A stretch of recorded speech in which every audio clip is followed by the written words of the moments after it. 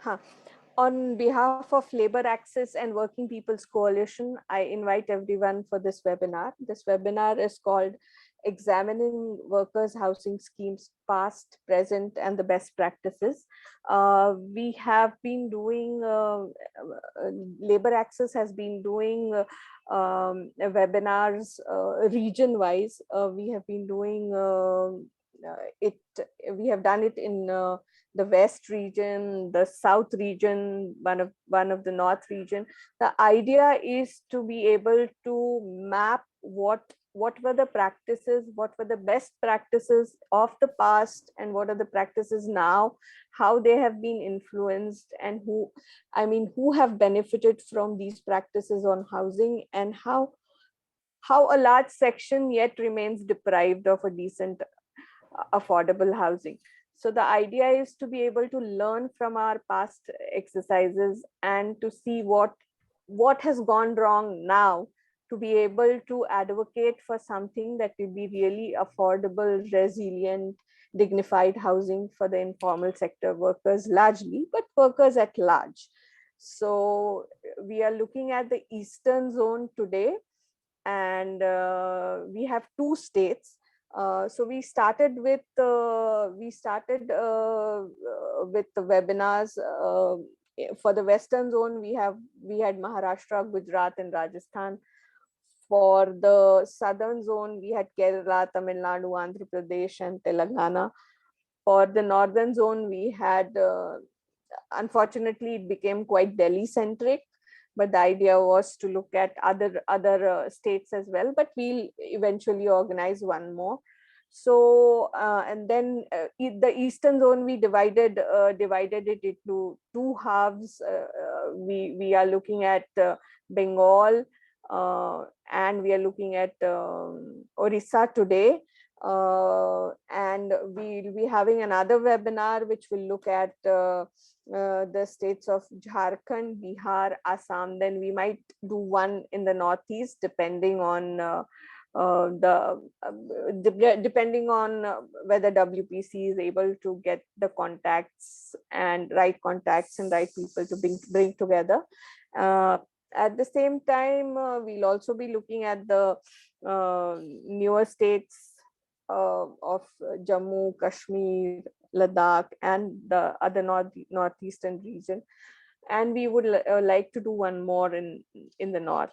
So the idea, this will all culminate into a national webinar, a national seminar, where we would like to, kind of analyze on what we have gone through, what we have learned from all these webinars, and kind of collate it together, present for discussion, and to see a way forward from here.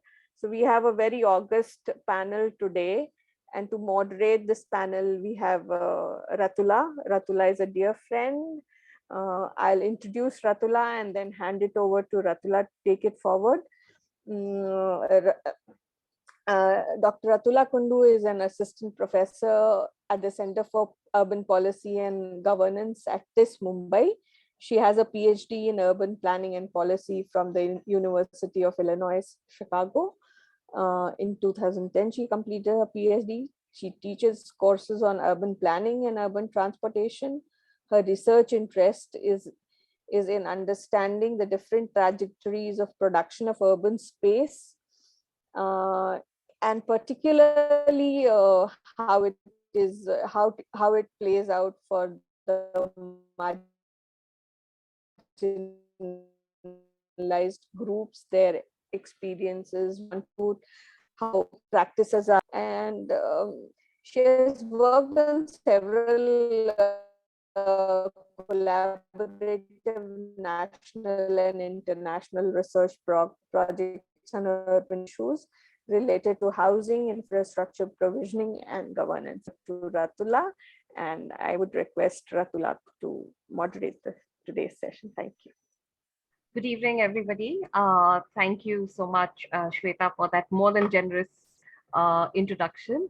And I'm really, really pleased here to, be amidst moderating this panel of really some very impressive lineup of speakers, stellar sort of academics, activists in their own right, as well as people deeply involved in the housing sector as experts and as practitioners. So welcome everyone. I think I'm just going to very briefly sort of run through an introduction to our panelists. I'm going to read out a bit about them. Um,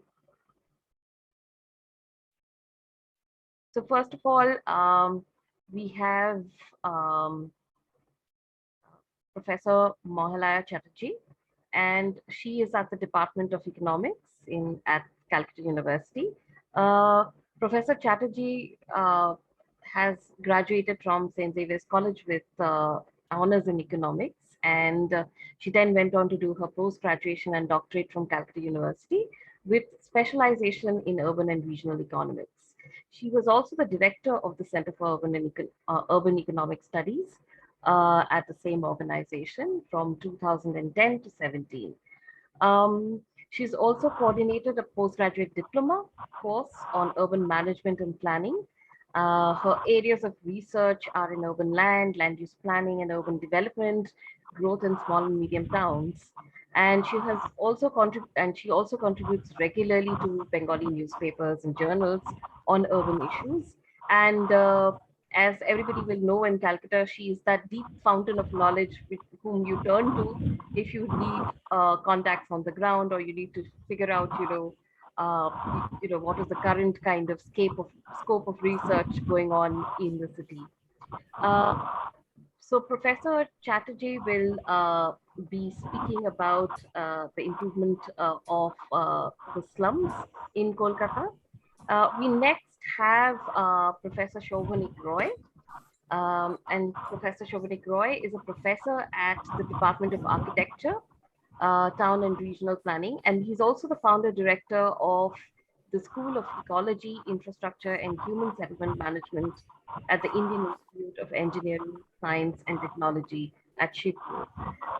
His areas of interest include urban planning, urban policy for inclusive cities, and housing strategies for the urban poor. Currently, Professor Roy is a co-investigator of an international collaborative project on brownfield regeneration of jute mill lands in Kolkata, along with the Department of Urban Studies and Planning at MIT, USA. He's also been a member of the working group for National Civil Society Consultations, and he's contributed to the Delhi Declaration on India's Urban Future.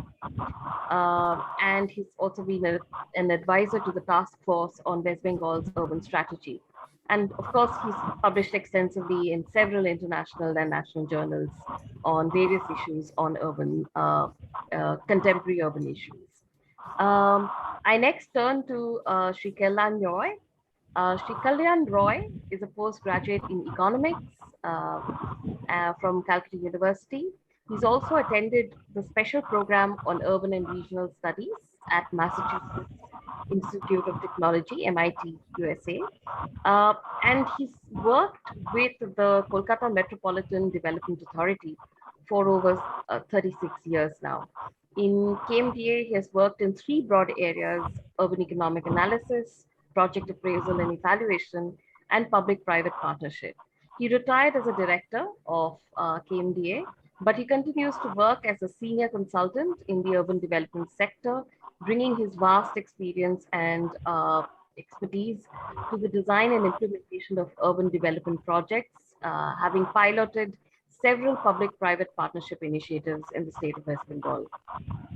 We next have Sri Kiran Kalindi, and Kiran is president of the Progressive Planters Workers Union, a union which is active in organizing tea plantation workers of Duars and Terai region of West Bengal. He's been associated with plantation workers since the last 30 years, both at the union level and also at the political level. He's one of the founders of the United Tea Workers Front, which is an umbrella organization of various tea plantation workers unions in West Bengal. And it has been at the forefront and pioneered the issue of minimum wages in 2013. So he's been deeply sort of involved in struggles for minimum wages, land, and homestead rights, and other demands of tea workers, and is still sort of embedded within these movements. He has represented tea workers' issues in various forums across the country and also abroad. Then we have Anindita Mukherjee, who's an urban economist and works as an associate fellow at the Center for Policy Research at Delhi. And she anchors the research on demystifying the urban land planning housing intersections with a specific focus on residential vulnerability among the urban poor. Currently, she's supporting the governments of Orissa and Punjab in forming strategies towards unlocking land tenure security, enabling slum aggregation, and improving the inclusion of urban poor settlements into the city fabric. She has supported the formulation of various programs and policies at national, state, and local government levels. And she's worked with the government as well as international development organizations, as well as local bodies and civil society organizations. So, a very, very warm welcome to all our speakers, the panelists. And we shall begin with Professor Malaya Chatterjee. Um, and who will be taking us through the history of the slum improvement strategies in Kolkata and focusing on some of the contemporary issues as well. Thank you, Ratula, for this generous introduction. And I am surprised that you held me as the fountainhead of knowledge. Oh my God. Anyway, slum development in Kolkata or slum improvement in Kolkata has a long history. So I will just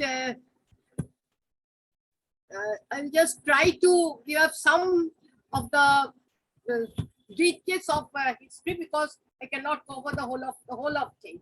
Whole of it in 15 minutes of time. As you know that slum for the purpose of census has been defined as residential areas where dwellings are unfit for human habitation or by reasons of dilapidation, overcrowding, faulty arrangements and designs of such buildings for narrowness or faulty arrangement of street, lack of ventilation, light or sanitation facilities, or any combination of these factors which are detrimental to safety and health. This is a definition of slum as per the Census Authority of India. And they identify slums in census by three ways: notified slums, recognized slums, and identified slums. Now, notified slum in an area, as you all know, it is by the state or UT administration or any local government, including a slum act. Recognized slums, which is again recognized by the first one, that is the notified slum, is when it is by any central law. Recognized slums when it is recognized by any state law. And identified slums is the slums identified by the Census Authority by their own definition, that is a compact area of 300 population or about 60-70 households in a poorly built, congested tenement in an unhygienic environment, usually with inadequate infrastructure, lacking in proper sanitation and drinking water facilities. Now, coming to Kolkata, now whenever we talk of slum renewal, redevelopment, basti improvement, whatever it is, we take into account just the recognized and notified slums. Identified slums don't come under the purview of anything, any government project of improvement or anything. Now, this is a borough map of Kolkata. I would like to come back to it later on. This is the Kolkata by the 1980 Kolkata Municipal Corporation Act. After that, there is a bit addition. This is of 141 wards, but later 3 other wards have been added. I am not going into that because they were added in 2012, and we do not have any data about slums in these 3. Now, if we look at Bosti in Kolkata, it is of course of colonial origin. Kolkata, as you know, even before the Battle of Plassey and the British taking over the administration, the influx in Kolkata started in early 18th century. People from different parts of the country, and of course, not only of the country, but also outside the country, came to Kolkata because of the business opportunities. The Kolkata port started flourishing. Now, on very early estimate says that migrants constituted about 30% of the total population of the city. Now, in that case, with this influx of people, that somebody said between 1701 and during this century, 1701 to 1815, Kolkata grew spatially by 1,000%, and the population also grew thereafter. So what happened that the landlord class, they leased land to a group of people who constructed hutments to rent them to the migrants. And sometimes it was almost an inward type of thing that after the 1793 passing of this permanent settlement thing, the absentee landlords, they came to Kolkata, they flocked in Kolkata, and they had their contingent of domestic workers. So they built some sort of tenements for their domestic helpers. And these was also shared by the ruling class, that is the white people. They also gave their domestic contingent class. They had contingents, say for 2 or 3 people, they had about 50 servants and maid servants. No, all of them, they stayed in these places, and they were called bastis. They were, by definition, they were filthy, disease-ridden hovels, petty labor groups.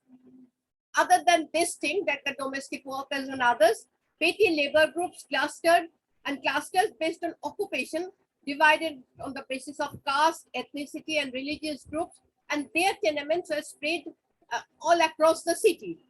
As for example, with the settling of Wajid Ali Shah from Lucknow in the Garden Reach area, lots of Muslim tailors and others came with him, and they clustered in the Garden Reach area. Historically, that is also the place. When the Chinese came, the Chinese settled in the eastern periphery of the city, and they were mainly engaged in the leather production and trading of leather goods, starting from shoes to others. And there were petty workmen like the plumbers, they came from Orissa, the sweepers, they came from different parts of Bihar and UP. And there are a cluster of settlements of this type of handymen, small producers and others. All of these were not, of course, bastis, but ultimately, because of the deprivation and other things, because of non-attainment of this thing, they turned into bastis. Now, coming to the present situation, of the 141 wards of the city, as I have already told, that 3 added wards we do not have, still we do not have any information about it. 19 wards do not have any bastis, and they are mainly located in the city center, in and around the city center.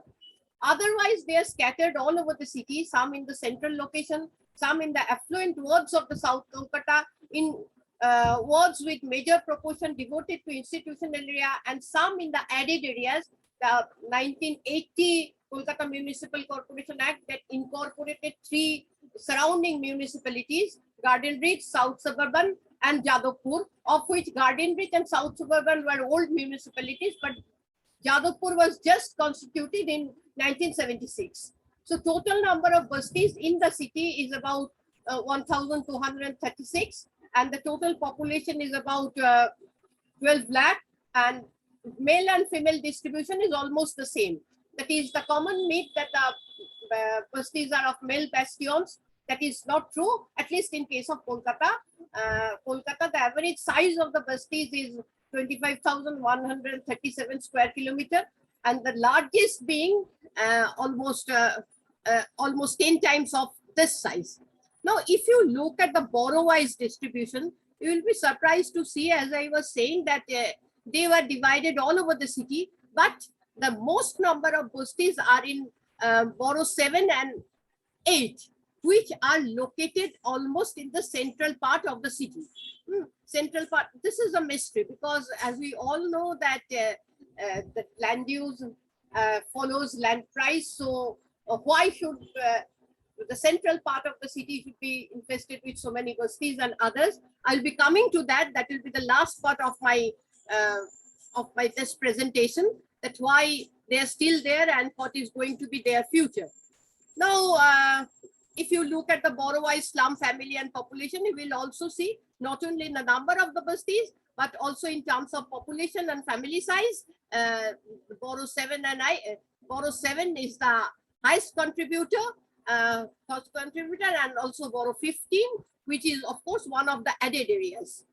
Now that this is before going into the basti improvement or some improvement schemes, let us look at that the average income is about 2,500 rupees per family, where there is variation across the boroughs, and some of the boroughs which have clusters or old clusters like this, the leather works or other sort of so-called household industries and others. They have slightly higher income, as you can see that borough number 4. This is a cluster. This is a cluster where this is the Bustis. They have a high concentration of household industries of different types. If you look at the employment in slums, there you will see that there is a gender divide. The male workers outnumber female workers, and there is no truth in the basis that the working women they live in Bustis. Now, this is a data from Kolkata Municipal Corporation. They conducted a survey in 2013, and there you will see that this is a gender dimension, and you can find that except for this contractual laborer and maid servants, there is some problem with the data because they have put even female in the servant category. I thought that I should club it, but I left it that way. You will see, except these 3 categories, everywhere male workers outnumber the female. And this is a choice of occupations, first 15 occupations in terms of male and female, and you will see that service is the first choice, and in the case of numbers also, the people engaged in service, different type of service, they outnumber. Now, of course, there is presence of the child worker and others. I'm not going into that details, but that point will come sometimes. We'll see that if we look at the amenities in slums, this is also the data from the same survey. We'll see that till now, of the total number of latrines, 15% are still service latrines. If you look at the stores of water, they are mainly, there are a huge number. In this case, Kolkata is in a better position than others, that within the premises there are lots of stand posts, but there are of course roadside stand posts where people do. Then there are also hand tubewell within the premises, that is mainly in the added areas, especially in the Jadavpur region, and there are hand tubewells in the roadside, but there are even dug wells and others which are geographically located along the so-called Talisnala or Adiganga. Now there are, if you look at the drains, swered and unswered, the proportion is 1:2. That is, unswered drainage are still there, and despite the so-called removal of cow sheds and others because of their solid waste generation and everything, there are at least 135 khatals spread all over the postings. And one of my students, he did a he created an index value for each slum, taking into account the access to the amenities, and he tried to explain it through a regression. I'm not going into the regression in details. I just want to tell the area of the basti and the average income of the basti, they became significant variables while talking about the value of the amenities. Now, if we look at basti improvement over the ages, how it changes. Now, as it is of colonial origin, if we want to look into the basti improvement thing, it should start from the colonial origin. Now, basically, at one time, The imperial policies were, of course, like firefighting type of thing, that whenever there was a crisis, the imperial government responded by saying, by taking into account of that. And then, and secondly, and in most of the time, they wanted to remove the bastis, they kill the bastis. The Ma'am, problem with ma'am, the- I have to interrupt, but you have 2 minutes left. If you can okay, wrap okay, up. Yeah. okay, Okay, thank you. Just a minute. Just if you go through it, the problems were two. One is of fire, the kacha hotspot fire, and secondly, the spread of the epidemics.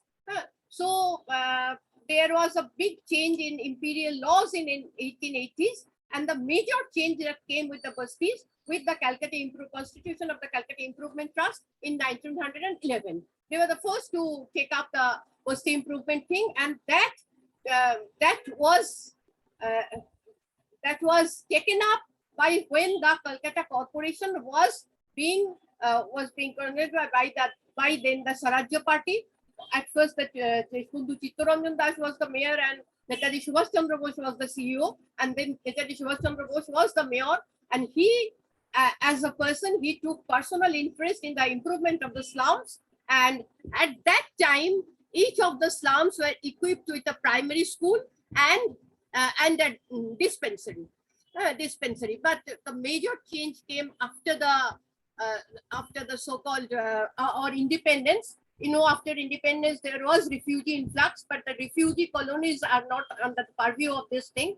The post-independence, but there was high demand for land, and the Thika Tenancy Act was constituted in 1949, so that the eviction from the bastis for clearing up land from the refugees can be stopped. And there was leftist organization and movements. And in 1959, the Calcutta Metropolitan Planning Organization was formed. And finally, those plans were taken up by Calcutta Metropolitan Development Authority for in situ development. I'm not going into that. I hope Kolanda will take part of that. But from the very beginning, what has happened in Kolkata, that there is a difference from Mumbai slums from Kolkata, because in Kolkata, we do not see any workers, so-called factory workers living in slums, because proper Kolkata city did not have any factory. So they were basically along the smaller towns along the river Hooghly, and the coolie lines were there. In Kolkata, slums were not inhabited generally by the factory workers, and now also you will not see any basically factory workers in these slums. So livelihood development was a part of this slum development program, apart from in situ development of the slums and the supplying of the amenities. That was the first thing that KMD did when it took into the 1970s. UDP 1, 2, and 3 went for slum development along with livelihood development. Livelihood development, that was a unique point, and that was taken up by the government of India for the whole India as that particular model as an environmental improvement of urban slums in the 4th 5-year plan or so. But at that time, this KMD or others, they had their own, their originality to bring up the plans and others, which is not present now. Now we have to follow the Januarium Dictate or Amrut Dictate or something like that, the basic services for urban poor. There is no autonomy of even the development authorities to construct their own plan for the development or renewal of bastis. Here I end up by saying something about the Thika Tenancy Act. This Thika Tenancy, as I've already told, this is a 3-tier structure. The landlord was the first one who owned the land, followed by a group of people who constructed the hut, and finally the Thika tenants who lived in those huts, those huts as tenants. Now this is a peculiar system, but that is one reason why I have said that the slums are still present in the city center despite different types of aggression on others. The evaluation and change of Thika Tenancy Act from 1952 to 2009. There are lots and lots of amendments. There is no time to go into the details of that. But in 2009, there is a major change brought by the present government in West Bengal. And they are talking about a development agreement by the Thika tenant and the Bharatia for the development of the building, for the betterment of the living condition. The tenant becomes the leasee and the Bharatia becomes the owner with payment of fee to the state government. This is possible because in during the left front regime in 1981, all such basti lands vested to the state. So by 2019 Act, now each of the Thika tenant can go into agreement with a so-called promoter, and he can develop this land in a multi-storied building. The planning will be sanctioned as per the KMC rules. So there will be multi-story building and others. So ultimately, and after 2009, because of the pandemic, the process was not expedited. But now we see at least 2 or 3 big bastis is now being transformed by this this transformed Thika Tenancy Act. So this may lead to a paradigm change in the concept of basti and basti development in Kolkata. Thank you. Thank you, ma'am. Thank you so much. That was really rich, and I wish we had more time to sort of engage in depth, but we'll come back to this at a later point once we get into the discussions. I now turn to Professor Shobhanik Roy, who's going to be talking about the larger forces around gentrification in the city of Kolkata. Professor Roy? Yeah, thank you, Ratula. Am I audible? Yes, you are. Yeah, and thanks to the organizers for giving the opportunity to share my thoughts on an experience on this very important topic of workers' housing.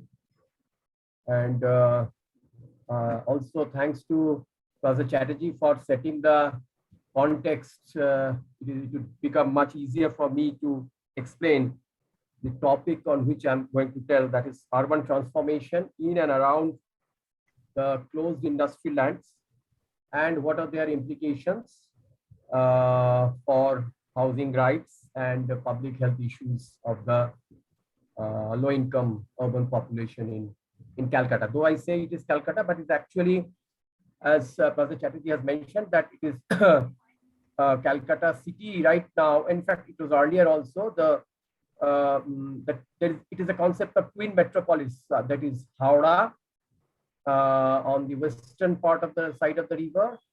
That is also a metropolis. Now its population is above 10 lakhs. And Calcutta, the main metropolis, and also large number of jute mill towns along on the both sides of the river in districts like North 24 Parganas and Hooghly and all. So there are around 60 jute mills, and Howrah particularly is a place where we have a large number of heavy industry establishments, which are many of them which are closed. But in fact, all of us know that this is called the Sheffield of India once upon a time. Now, without elaborating on these front, because we have very shortage of time, I'll start with what is the kind of urban transformation happening in the core of the city and also in the overall Calcutta metropolitan area. We see two kinds of transformation happening. One transformation is happening on the outer peripheries or the eastern part of the metropolis, where mostly earlier there was a limitation because there was wetlands and all, but there was a new town, Salt Lake, which was created over there, and also the entire focus of development in last 30 years is towards the eastern part of the metropolis, that is New Town, Rajarhat, and various kind of state-driven and private sector-driven housing complexes, which became the mainstay of the urban economy of in terms of the what we say in the mainstream term of urban development, that is the real estate development and the service sector development and all kinds of hotels, malls, and other construction activities. So that is one kind of thing happening. The other kind of transformation is happening, though slightly not so pronounced, but on at a pocket in the pockets of Howrah, which I'll be talking mostly today, and also some of the mill towns in the mill towns and industrial towns like Srirampur and other industrial towns. So I'll be speaking mostly about Howrah, what is happening there. You know that as I told, that Howrah is a industrial hub in the during the post-independent period up to 1950s, 60s. That industrial hub worked well, and then later on, due to certain macroeconomic policies of freight equalization and other policies that decline, but still there are jute mills in the Howrah city core. And the kind of transformation what is happening there, because you know that the mills are not in pink of their health, and they have reduced their workforce, and they have there's problem of modernization. So there is a drastic reduction in the workforce in the mills. So what is happening there? The mills are actually surrounded by workers' tenements in what Professor Chatterjee has mentioned. That is the kind of slums, and those slums are actually the core area slums in the city, which are actually having the three-tier tenancy. That is the landlord, which is more like an absentee landlord or invisible, the thika tenants and the subtenants. And what we found and what still is happening, like there are 20,000 thika holdings in Howrah. What we have seen, it was there, and still it is there. And around there's a quick slum survey which was conducted as part of the Calcutta Urban Services for the Poor program. Though that doesn't match actually with the census data, which is I feel that's quite an understatement, the census data, because census says it's only 83,000 as the slum population of the Howrah, but it is actually, the quick slum survey says it is 21% of Howrah population is slum in 2013, which is around 2.1, more than 2 lakh. So what is happening there is that Howrah, you know, there is a rising middle class population and also various kinds of developers, which caters to the higher income group, middle income group, and also to the lower income sector.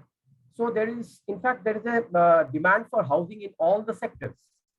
So what is happening there? One of the critical issue of these slum lands, which are thika holdings, are there is a lack of clear data on the ownership of the slum lands and the who, particularly these. What we have seen that out of these 441 slum pockets in Howrah, more than 83% do not have a proper and transparent land ownership data. So that is actually making it a hotspot for completely informal transformation, because land conversion, according informal rules and regulations, it's not a very easy task, as we all know. And what is happening that the three-tier tenancy, the thika tenants, which are more acting like a landlords, though all of them are not economically very strong. So they actually go into a kind of agreement, what Professor Chatterjee was mentioning. And that is still an informal agreement, because the thika tenants don't also have the ownership documents. So it is more like based on some kind of mutual trust. And obviously, when something is done on mutual trust, and if one side is weak in terms of the land entitlement, then obviously that thing doesn't work. And that's exactly what is happening. Many cases, these earlier they were just a two-story development and the density was low. And now those thika tenancy lands, with the new kind of building regulations, they are in a very small plot of land. They are going for 5-6 story development transformation, which are more like a multi-story converted to a multi-story slum.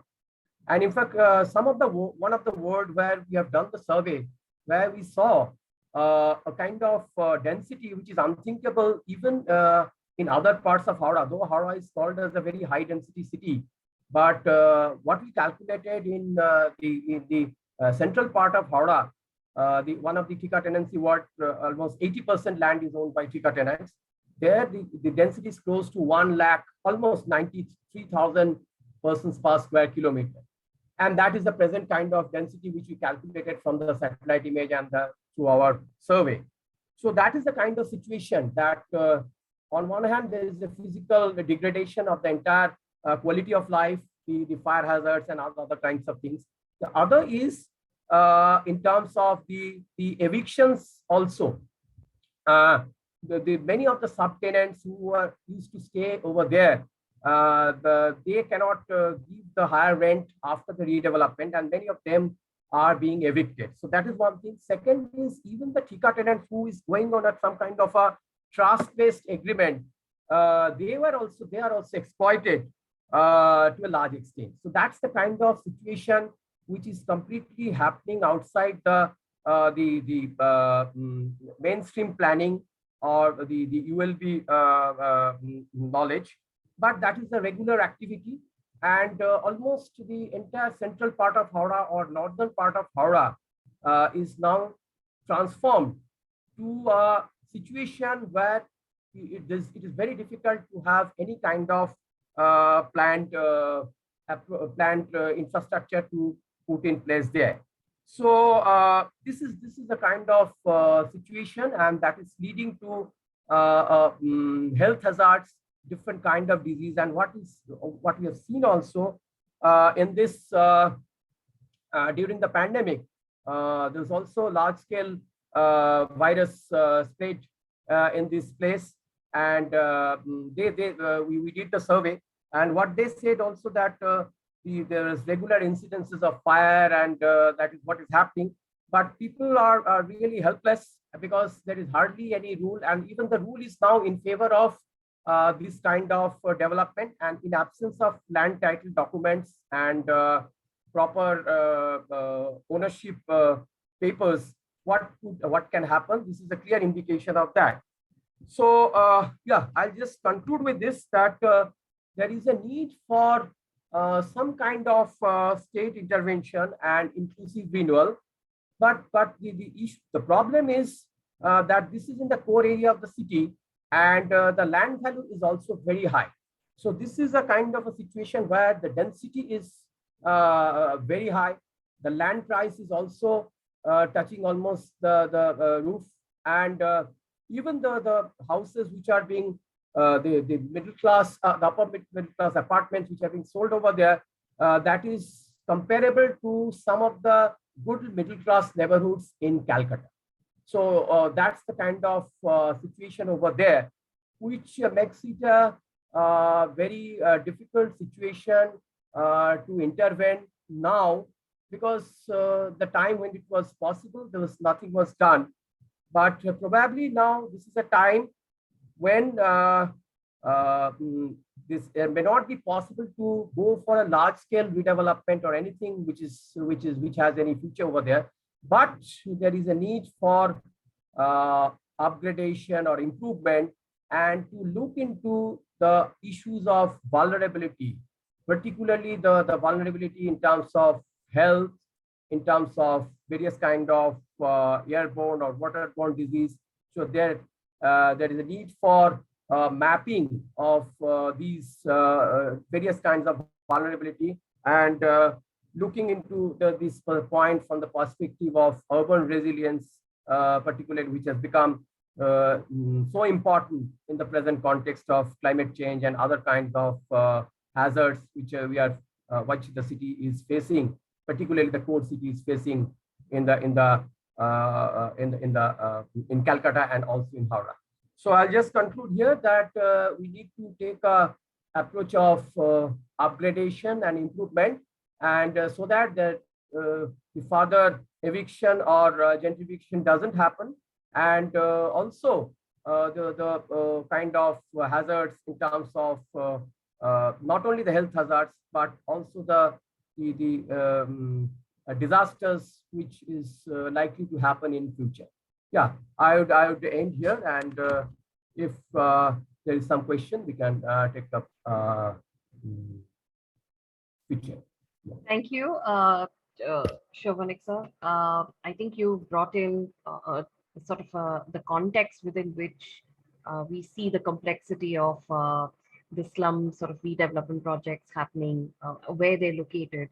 But also what you do point out is the larger sort of transformative forces acting on the city.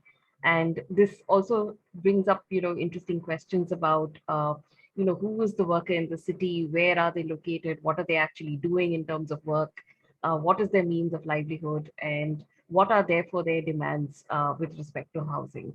And really, what kinds of pressures these kind of pockets are facing today, which Maladi also pointed out previously, is that, there seem to be new mechanisms of pushing it towards a more sort of market form of transactional sort of give and take in the way housing is going to be produced as a commodity, and not necessarily as affordable housing for the urban poor.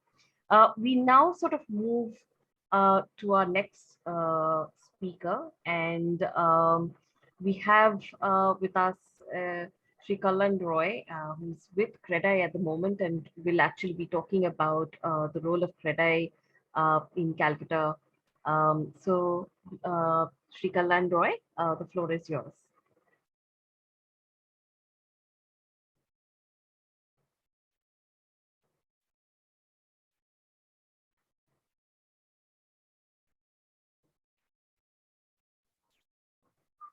Kolkata, please unmute yourself. Yes, you need to unmute yourself, sir.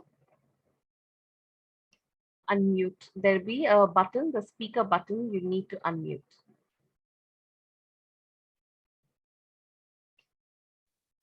Yes. Am I audible now? Yes, perfectly. Okay, thank you. Actually, my previous speakers, they had dealt more with nuts and bolts of, housing or slum development. So actually, when I spoke to Anju, I told him that I'm not going to speak on behalf of CREDAI Bengal, because CREDAI Bengal, with which I am currently associated, is basically a chamber of commerce of the real estate developers. And as you know, that real estate developers, they do all kinds of housing activities for profit. So how can we expect them to do housing for urban poor slum dwellers? I told Anju that since I have worked for more than 3 decades with Calcutta Metropolitan Development Authority, which was the largest planning and urban development authority in India, I would like to share some of my insights on some issues pertaining to the housing sector. So she said, oh, so that is how I am prepared today. And let me share with you some of the insights that I have on basically 3 strands of housing. One is how the perception about housing has changed over time. Secondly, how the governmental interventions, the public sector interventions have changed in response to the changing perceptions about housing.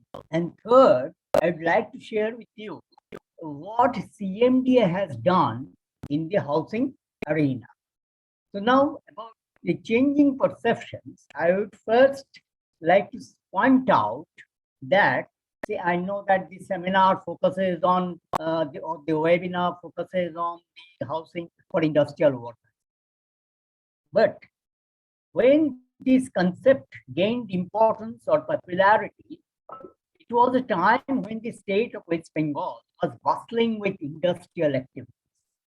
As you know, that British ruled us for more than 3 centuries, and initially, for major part of their ruling tenure, they were in Kolkata. Their seat of power was located in Kolkata. So whatever industries they wanted to develop, you will find that those are very close to Calcutta, except tea industry, which was in the North Bengal. But if you look at jute, engineering, chemicals, we'll all find all of them very close to Calcutta. Fine. So there was a lot of organized industry. Maybe they set up this industry to serve their own interest, own economic interest. But I'm not going into that. The fact remains that a large number of industries were set up by the British in this part of the country in the independence period.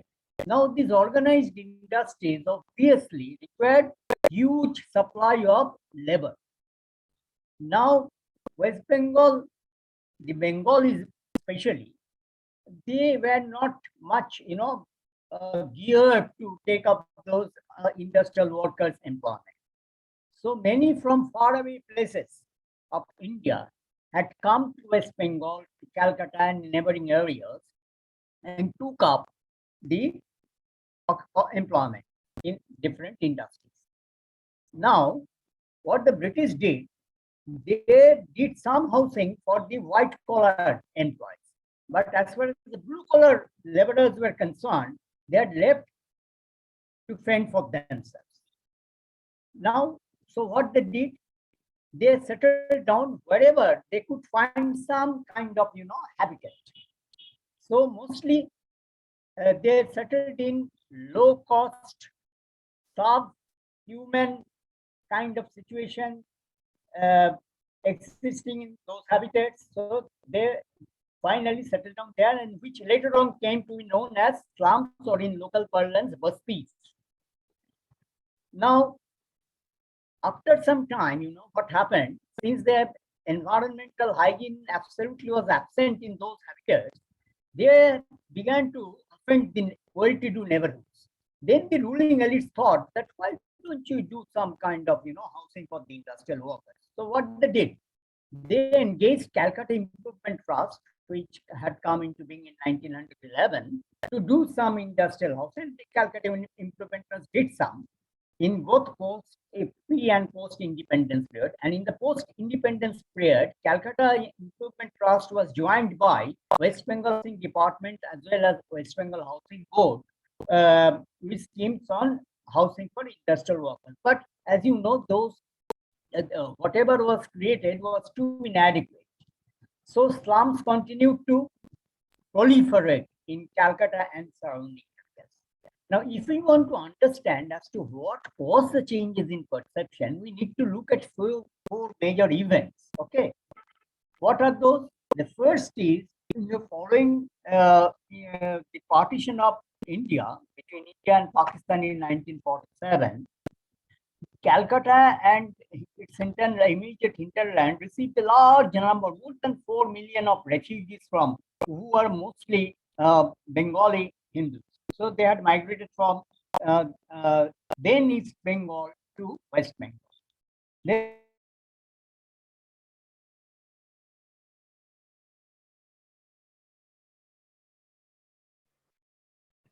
Hello.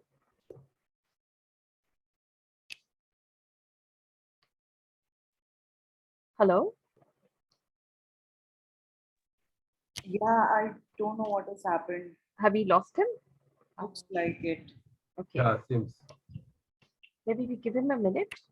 Yeah, because his presentation was quite interesting. It's Yes. the trajectory that many cities in India have followed. Right. Will you try to get in touch with him? Anju, can you call him? Anju? Yeah, I'm calling. Okay.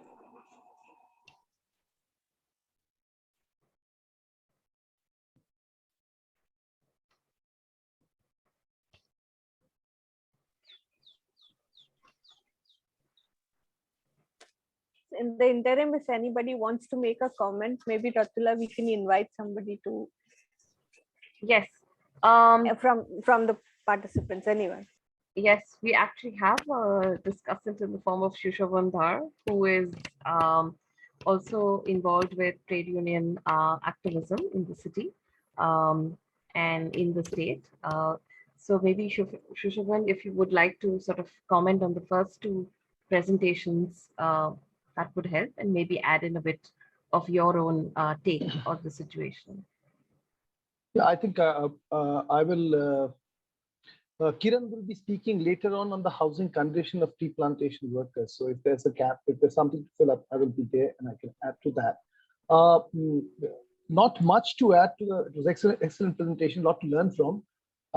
In fact, just to point out to certain indicators in the jute mill housing issue, jute mill workers housing issue. You know, I mean, the speakers have discussed before, and Professor Kalyan Roy also mentioned about it, that the industrial backbone of West Bengal hinged on three industries, jute, tea, and engineering. So, I mean, this was sectors which employed a large number of people and which also formed the basis of later industrialization in the state. So currently we have, although engineering and jute are in decline, tea is not so. It's a different equation out there. So if you look at the jute mill workers now, we have around 3 lakhs workers, 3 lakh direct workers. And we have around 40 lakhs of people dependent on it, which means the families and various things. The wages of the jute mill workers at this point of time is rupees 542 per day. But then most of the permanent workers have been replaced, a trend which is continuing for last many, many years, even more than decades, is that we have something called the Baddi workers. Now, Baddi workers are temporary workers hired to replace the... Shushavan, sorry, yeah. I think Mr. Kalyan Roy has joined. Okay, sorry please, to cut you problem. off midway. Yeah. We were getting into the jute workers, but I think he's been able to reconnect. No issues. Yeah, sorry, please, we'll come back to you. Yeah, we'll come back to you. Mr. Roy, can you hear us? Hello? Yes. You have to unmute yourself. Yes.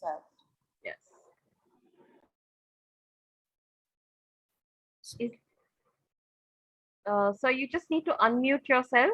I've unmuted. I've unmuted. Yes, done. We lost you at the point where you were talking about the changing perceptions around housing. Yeah, actually, particularly the refugee crisis. Understand? Yeah. Actually, that was the first episode. So, Calcutta and its neighborhood had received more than 4 million of refugees from then East Bengal, West Bengal. Then, in the post-independence period, the level that we need to have a balanced industrial growth across the country. So they had devised a number of policies, two of which were very important, very significant. These were trade policies and licensing policy. In fact, operation of both the policies had gone against the interest of West Bengal's or Calcutta's economic development. And since then, very little interest to come to West Bengal. Then, the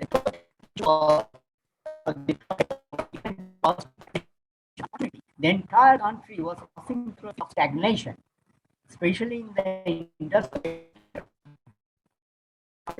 crisis. So you're breaking up a bit. Maybe you want to switch off your video. That will give you a little bit more strength. Okay. Keep the audio on and switch off the video.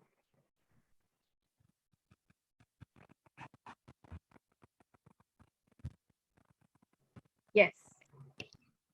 Okay, please. Okay. Yes.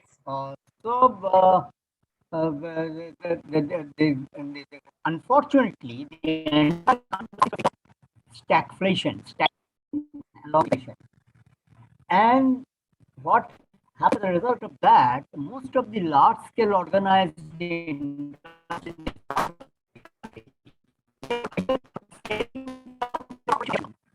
so as a result, what happened, large number of industrial workers lost their jobs. They're thrown out of employment. And there was some social upheavals too. This was the third. And of course, the slums had to bear the brunt of this. Now, the fourth one was another bout of influx happened in the wake of Bangladesh War of Independence. About more than 1 million people had migrated from then East Pakistan to West Bengal. So you can imagine what had happened to the economic activities to the people in this part of the country. Certainly, poverty only got accentuated, and the number of informal habitat like slums, refugee colonies, the number had gone up like anything. And the extent of deprivation,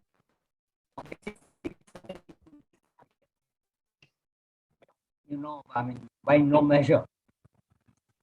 So, in this situation, housing in Calcutta region in West Bengal continued to exhibit a deteriorating situation. On the flip side, we find that under the United Nations, the Human Development Index from 1990 onwards included the living condition, which is again impacted by the housing situation, as an attribute. And again, 10 years later, the multidimensional poverty included housing coupled with basic minimum services as a measure of poverty. So lack of housing was linked to poverty. And obviously, since the housing condition continued to deteriorate in this part of the country, the poverty also registered an increase, continual increase. So as housing and poverty got linked together, and this unrest in different parts of the state demanded immediate public attention. So then what was the concept, how the perception about housing changed in this situation?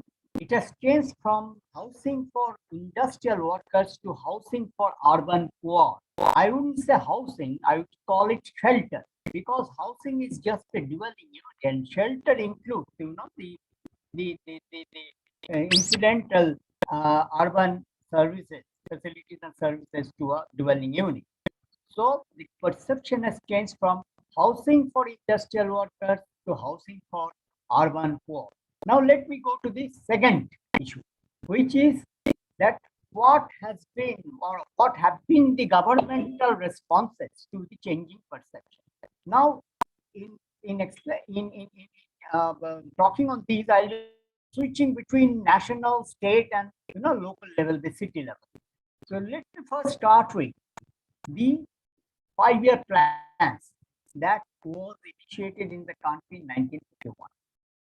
If you look at the first 5-year plan, we find that it just mentioned about the haphazard urban growth caused by lack of state local body control over building activity, a rising non-conforming land uses, and soaring land prices. They stopped at advocating that or saying that. The second 5-year plan called for slum clearance, which is again a very unworkable proposition, and drawing up master plans for cities.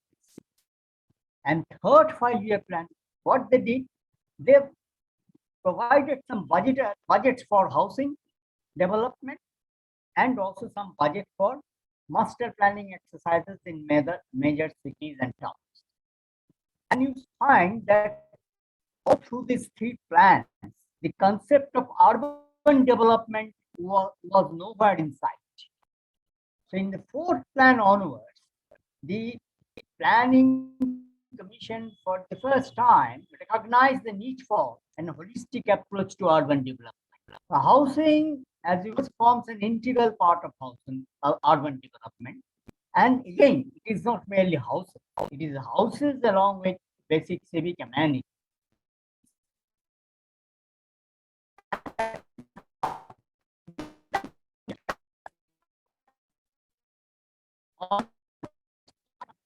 Urban poor as an element of intervention.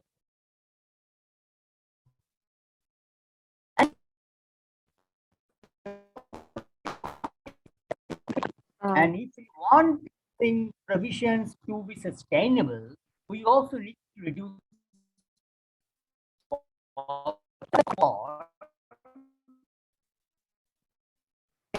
Sir, there's some disturbance in your line.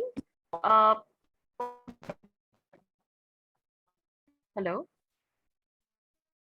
Hello? Yeah, we can hear you, Ratula. Yes, I think there's some disturbance on his line, right? It's like it. We're not able to make out anything. Yes, yes. Basically, there are basically three types of programmatic interventions that Sir, can you, hello, can you hear us? Kalyan sir, can you hear us? Hello? Hello? Kalyan sir? services. Hello? Sorry. Yeah. Sorry, we actually lost you quite a bit because your connection, I think, is poor. So you're breaking off in the middle. The sentences are not very clear. What you're saying is highly sort of I can say it significant and again. important. Say it again. Um, Are you referring to the time? no, I'm not referring to the time. Your connection is a bit poor, so we can't hear you properly. I know. Breaking off. It's showing on my screen that your network connection is unstable. I don't know Yes, why. I yes. mean, I get all on it. I'm extremely sorry for that. No, that's fine. That's fine. Maybe I think we got the first point, and then the second you were talking about the government responses, and you started with the 5-year plans. Maybe you could just make the points a bit shorter and clearer, because right now you're audible. But maybe you want to just go back a little bit and say, how the responses changed. Till there, we heard you about the 5-year plans, but then we kind of lost you. No, actually, if you look at the first, second, and third 5-year plans, there were only talks, no actions. And interestingly, urban development was nowhere in sight. That housing was treated as a separate, product and divorced from urban development. So as I said, that mere housing or dwelling unit is nothing unless it comes with certain basic civic amenities and facilities. So that in the fourth plan, for the first time, Planning Commission recognized the need for holistic approach to urban development. And of course, housing formed an integral part of the approach to urban development. And especially, the fourth plan also took note of housing for urban poor. And interestingly, it was also recognized by the architects of fourth 5-year plan that employment, income and employment of urban poor is equally urgent to address, because if we cannot generate income and employment amongst the urban poor, then the housing that we create for them cannot be sustained. So in terms of programmatic interventions, from fourth 5-year plan onwards, we find that there were three sort of classes of interventions, programmatic interventions. One was upgrade city-wise amenities and services. Okay. So they had taken up some programs like Mega City Program, Jawaharlal Nehru National Urban Renewal Program, now Auto Mission for Urban Rejuvenation and Transformation, in short called AMRUT. Then there was another set of programs which aimed at facilitating growth of small and medium towns so that the congestion in the existing large cities could be reduced. So they had taken up some programs on that also, like, integrated development of small and medium towns, IDSM. Then they also felt the need. When I said they, I am not referring to fourth plan alone, the subsequent plans, maybe it had happened at different stages of the plan. And it was felt that there was a need for directly targeting these slums. So they had devised National Slum Development Program in 1996, and you will find that was nothing but a replica of Calcutta Urban Development Program, Slum Improvement Program. I will come to that later on. And this third set of program aimed at generation of income and employment among urban poor in order to reduce poverty. Sharna Jayanti Shahar Rojgar Yojana was an example of that. Now, simultaneously, along with this, citywide or statewide. Sir, may I just interrupt you for a bit? Also promoted such. Yeah. Yes. Sorry, but if you can maybe move a little bit quickly, because we have two more speakers, and I hope you. Oh, yeah, sure. I'll do. Yes, I'll do. I think you're covering the second point in much depth, and you also have a third point. So maybe we could just hear the basic sort of arguments, and then we can come back to the details in the discussion. Yeah, actually, apart from this, holistic developmental interventions, the government of India also promoted certain standalone housing schemes in the urban areas. So currently, as you know, that we are all under implementation of the Prime Minister Awas Yojana Urban, which targets to provide housing for all by 2022.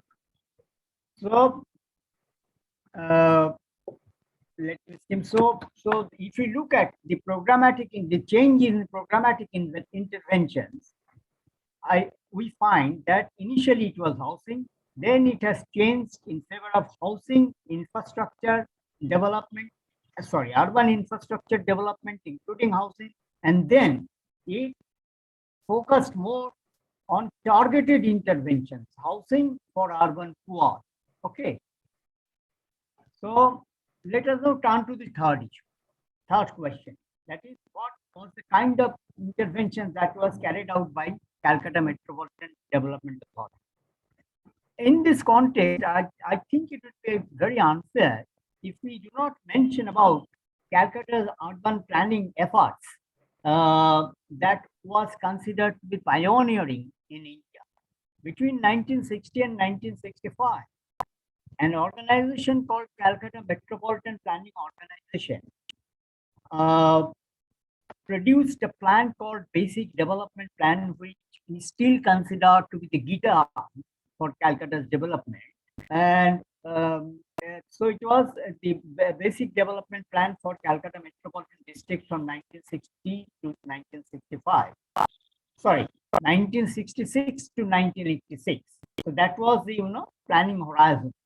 And if you look at the document, it provided an holistic approach to urban planning, taking into account socio-economic context.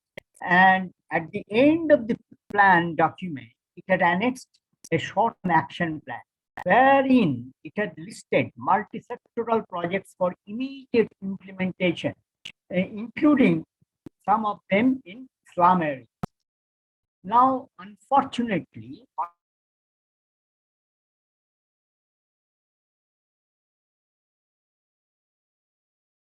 downturn. There were 3 annual plan holidays after third 5-year plan ended. So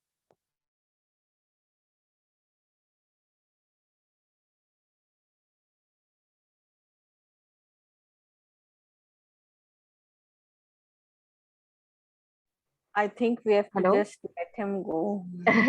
Yes, unfortunately, he was on to his final points. Is he there? No, I cannot see him. Okay. So I think as Sir was sort of laying out actually the approach of the state, particularly and at different levels of the government and the responses to the question of housing for the urban poor.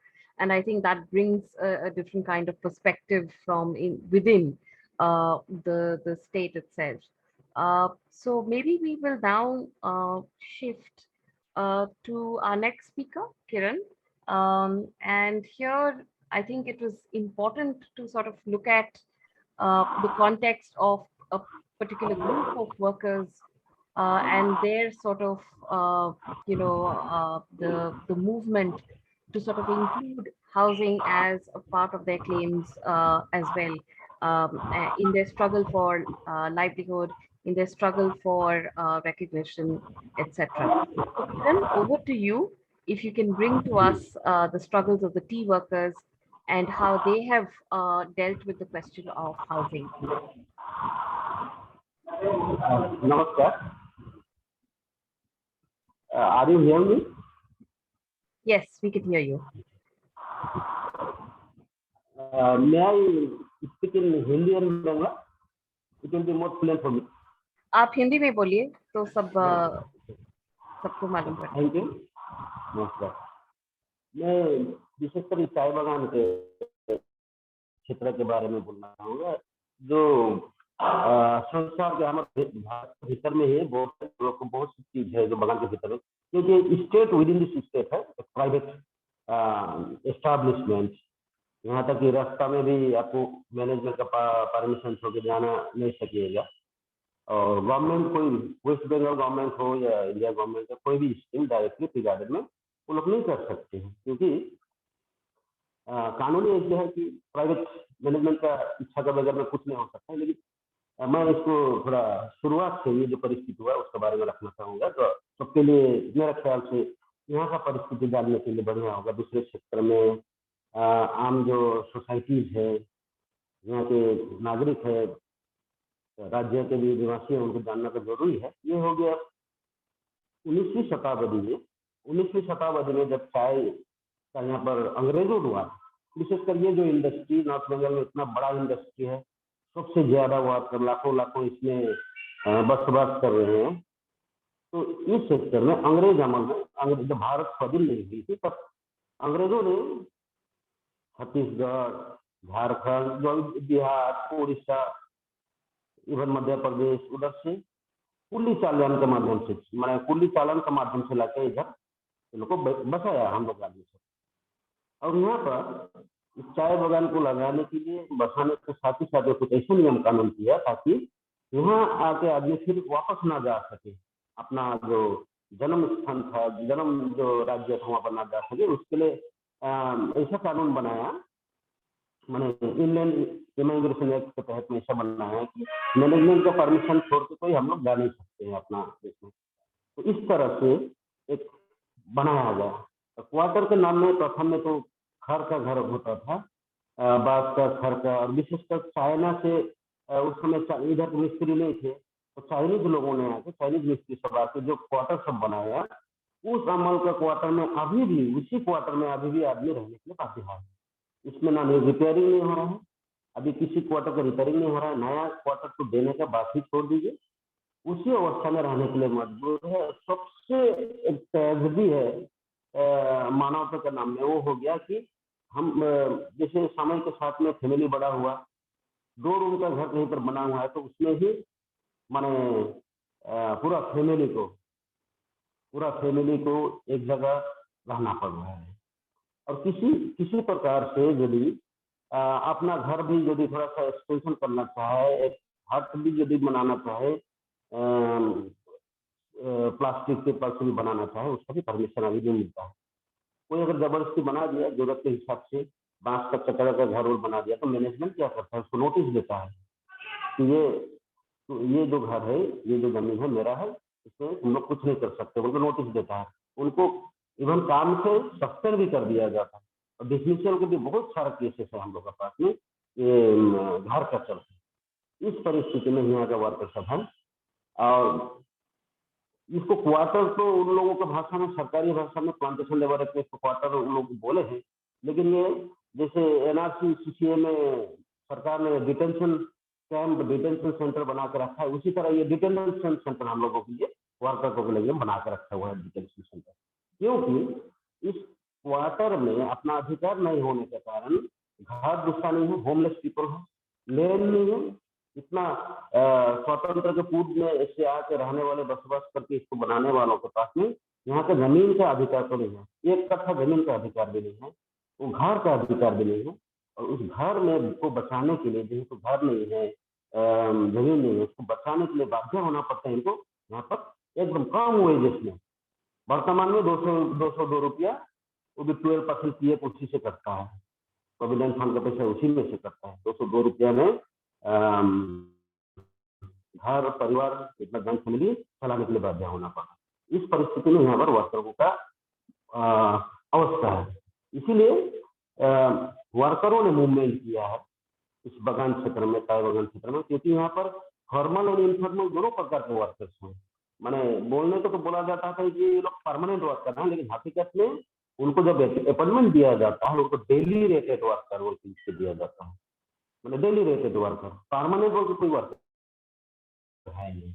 इसमें daily rated worker भी कम से कम 40-50% होंगे, और जो लोग contract जिसको हम लोग इनफॉर्मल वर्कर कहते हैं, बिघा वर्कर, कॉन्ट्रेक्चुअल वर्कर जो बगान में ही रहते हैं, उनको उस परिस्थिति में रखा जाए जिनका पीएफ भी नहीं काटा जाता। और किसी कारणवश से कहीं से अगर कोई घर भी देना चाहे या कोई डोनेट भी करना चाहे तो मैनेजमेंट की इच्छा के विरोध में कोई संस्था हो या कोई एनजीओ हो या कोई भी अगर चाहे कि मैं चलिए इनका घर नहीं है घर दे दो, तो वो करने के लिए भी मैनेजमेंट का परमिशन चाहिए, जो परमिशन भी नहीं मिलता है। और मैनेजमेंट के द्वारा जो घर बना के दिया है उसका परिस्थिति इतना खराब है, उस पुराना जमाना में 100-200 ईयर्स पहले बना हुआ घर गठरी छूट गया है, प्लास्टर नहीं है, रहने लायक का नहीं है। सब जगह से बरसात के दिन में सबसे ज्यादा प्रॉब्लम, पानी छूटा है, आदमी लोग को बाल्टी देखी रखते भी है। इस परिस्थिति में यहाँ का वर्कर लोग का अवस्था है।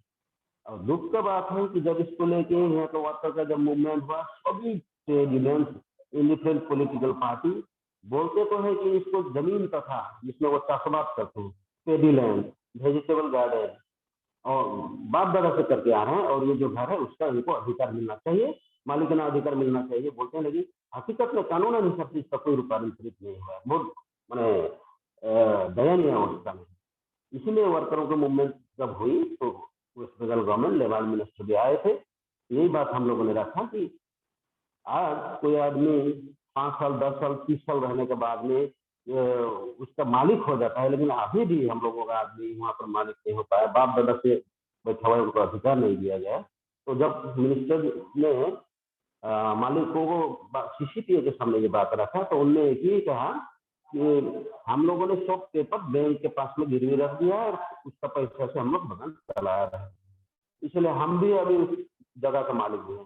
तो दरअसल हुआ कि भारत जब स्वाधीन हुआ, लेकिन ये कंपनी विदेशी कंपनी पहले से ही थी। अभी भी यहाँ बहुत ज्यादा जितना बड़े बड़े इंडस्ट्री में जो टी गार्डन है विदेशी कंपनी का है, ये लोग पहले थे। तो भारत सरकार ने जमीन तो स्वाधीन होने के बाद में जमीन तो आपने ले लिया, लैंड रिफॉर्मेशन एक्ट के अनुसार ले लिया। लेने के बाद फिर क्या किया, हम लोगों को जमीन और आदमी दोनों, जमीन और लेबर को दोनों, और फिर गिरवी में दे दिया चाय बागान मालिकों के पास।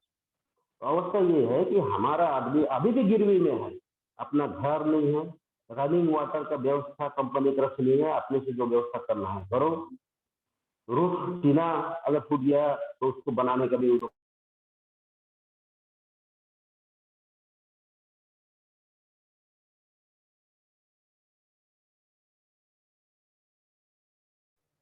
स्थिति में, हाँ सर, इस परिस्थिति में वर्कर्स यहाँ पर जीवन यापन।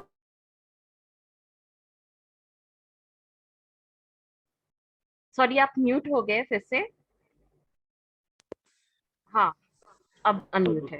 हाँ दूसरा ऑप्शन भी नहीं है, क्योंकि हम लोग उत्तर बंगाल में जैसे दूसरे जगह में दूसरा इंडस्ट्री सब है, लेकिन उत्तर बंगाल में चाय को छोड़ के दूसरा और कोई इंडस्ट्री नहीं है जिसमें कि भले कुछ ज्यादा वेजेस मिले, उसमें काम करे या वहां पर जाए, इसका कोई ऑप्शन नहीं है।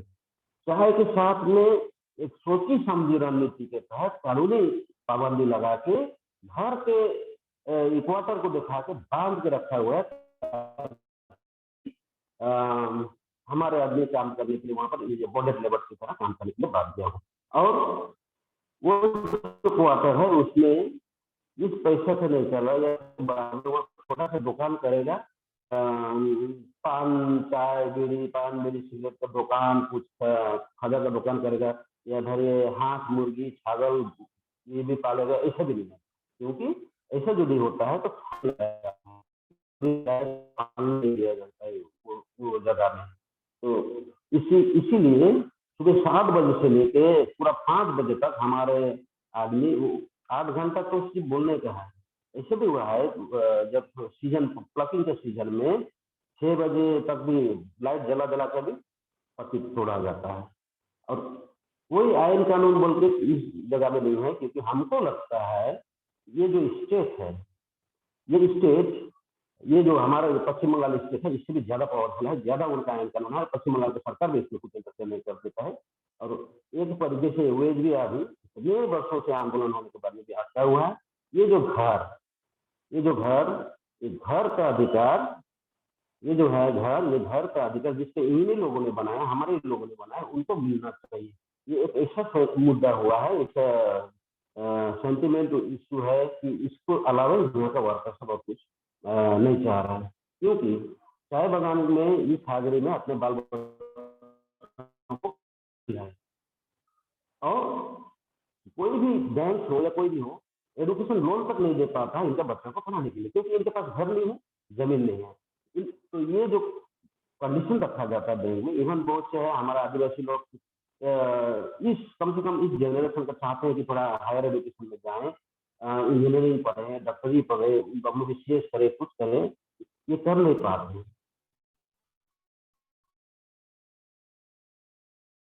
पैसा नहीं है तो कहीं से लोन के लिए अप्लाई करते हैं, बैंक में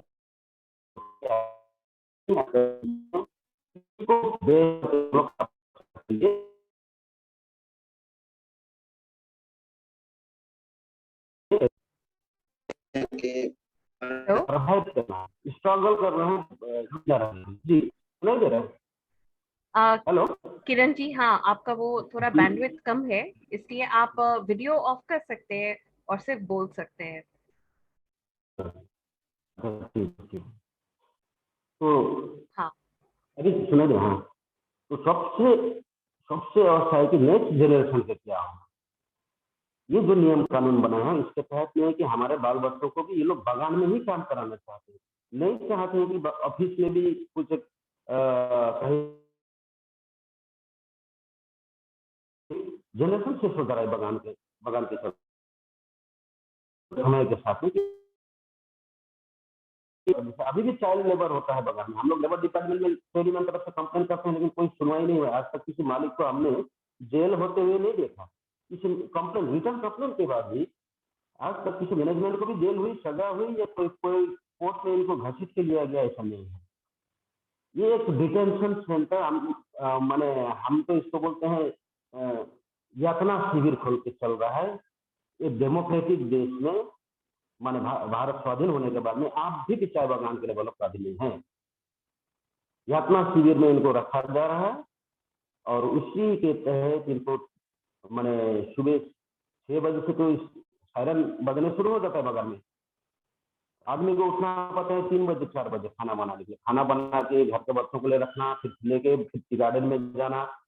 तो इस सायरन के साथ में जिंदगी शुरू होता है। 5 बजे 6 बज जाता है घर वजन होने के बाद, वही होने के बाद, पत्ती के लास्ट वेज जब होता है 5 बज जाता है घर जाने के बाद। उसके बाद उस समय बच्चों को पढ़ाने लिखने या दूसरा दिन के लिए प्रिपरेशन करने इतना समय भी नहीं रहता।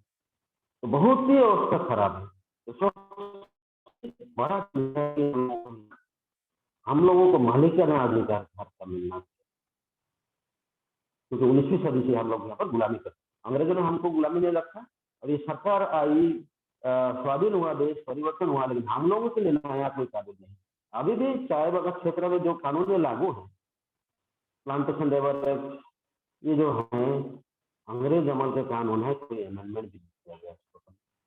तो मैं ज्यादा नहीं कहना चाहूंगा, बाकी बात मैं चाहता हूँ हमारे शिशोवन जी हैं, वो काफी उससे जुड़े हुए हैं। yes. वो भी कुछ बात रखें। Thank you Kiran ji, thank you. आपने जो बोला अभी, he's bringing out the kind of deep oppression of the tea workers across the tea garden estates in West Bengal.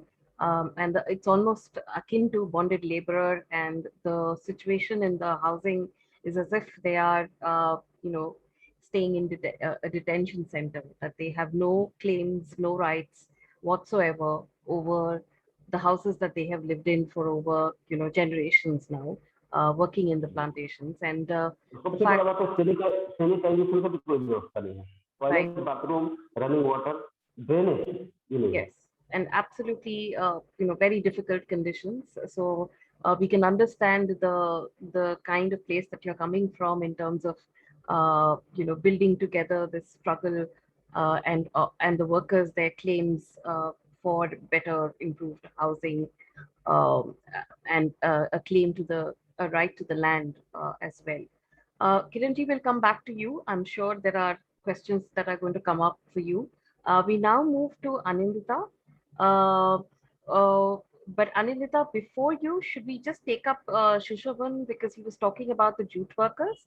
Shushavan, if you would like to sort of come in for maybe 5 minutes in addition, and then we'll pick up the more substantive issues later on. But you can just give a brief about the jute mill workers condition, and then we'll go to Anindita.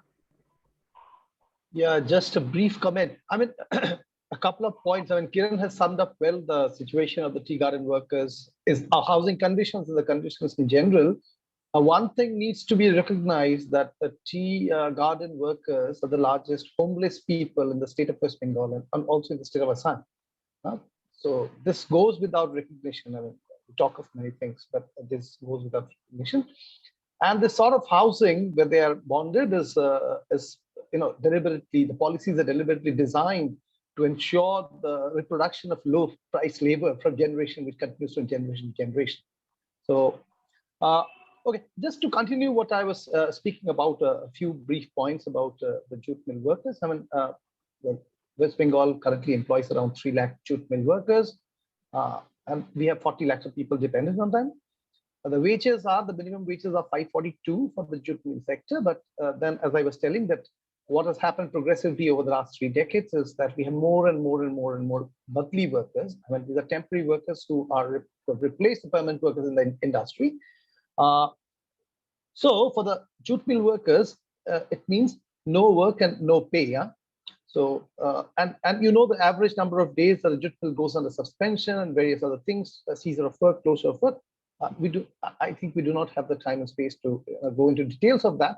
But the average employment per day, per year, per capita, per annum is quite significantly low, which also puts a pressure on their wages. And naturally, these are all cyclical impacts on their housing and other things. According to a study by Rizvi Foundation done a few years back, in 2016, they say that 69.5% of the jute mill workers live in only one room. The average number of rooms available in their houses is 1.5. And for people who live in the mill quarters, it's 1.1 rooms per family. 27.8% of the workers live in quarters provided by the mills. 35.8 live in rented houses. 36.4% living in their own houses. 75, almost 76% has no kitchen. They cook in their rooms. Now, this is something which is not very new, if I'm allowed to cite something from a report of the Royal Commission in 1931, which said that the majority of the workers lived in back-to-back lines of houses provided by the employers. The quarters of the jute mill workers were generally built in a continuous row, usually along a railway line. Every cluster or batch of houses was built without any plan or without reference to any other. They were built so haphazardly and in a way from the very beginning that people had to move to the streets outside through covered passages. There are no access to roads. If the totally ill-planned construction was injurious to the health of the workers by preventing ventilation, that method of shutting them up in courts surrounding all sides of the buildings was far more so. The workers' quarters were nothing but overcrowded, insanitary hovels without any adequate ventilation facilities whatsoever. The floors and the roofs were cemented, but were often found leaking and damp. The workers cooked inside their rooms or in the veranda and collected drinking water from the nearby tap or pond. The factory did not provide any drinking water for them. The workers who stayed in rented houses generally resided in slums or shanties. The living conditions in the slums were worse than those in the coolie lines of the mills. The slums are the makeshift shanties found along the railway lines or along the river or canal banks or beside wastelands were used as garbage dumps. The areas were deprived of all means of cleanliness. The workers living in those areas were deprived of water itself. Since drinking water was not supplied to unauthorized premises and the ponds or rivers were so polluted that they were not hygienic for consumption or used for other domestic purposes. So, I mean, it goes on. I mean, sadly enough, the condition of jute mill workers, if we look at it very optimistically, is a marginally better state than what was reported almost 100 years back. So this brings out the problem. Huh? So the living conditions of the workers, I mean, it affects their health directly. Poor housing condition is also associated with the lack of water and sanitation facilities, and which results in various infectious and other diseases caused by unhealthy environment, which are widely prevalent. In fact, the jute mill working conditions are also pretty unhealthy. And added to that, the places where they stay, the quarters where they stay, the unhealthy conditions, they have a serious impact on their lives, and which causes a serious, not only they're plagued by diseases and various other things, but it also adversely affects the life expectancy and well-being. And of course, a very high mortality rate. Huh? So, I mean, jute mill workers, you can find that they are normally, they suffer from respiratory diseases because they are constantly exposed to the dust, and that enhances the impairment of lung functions. In fact, some of the studies have also pointed out that many of the workers who had severe lung diseases had no lung problem when they joined the jute mills.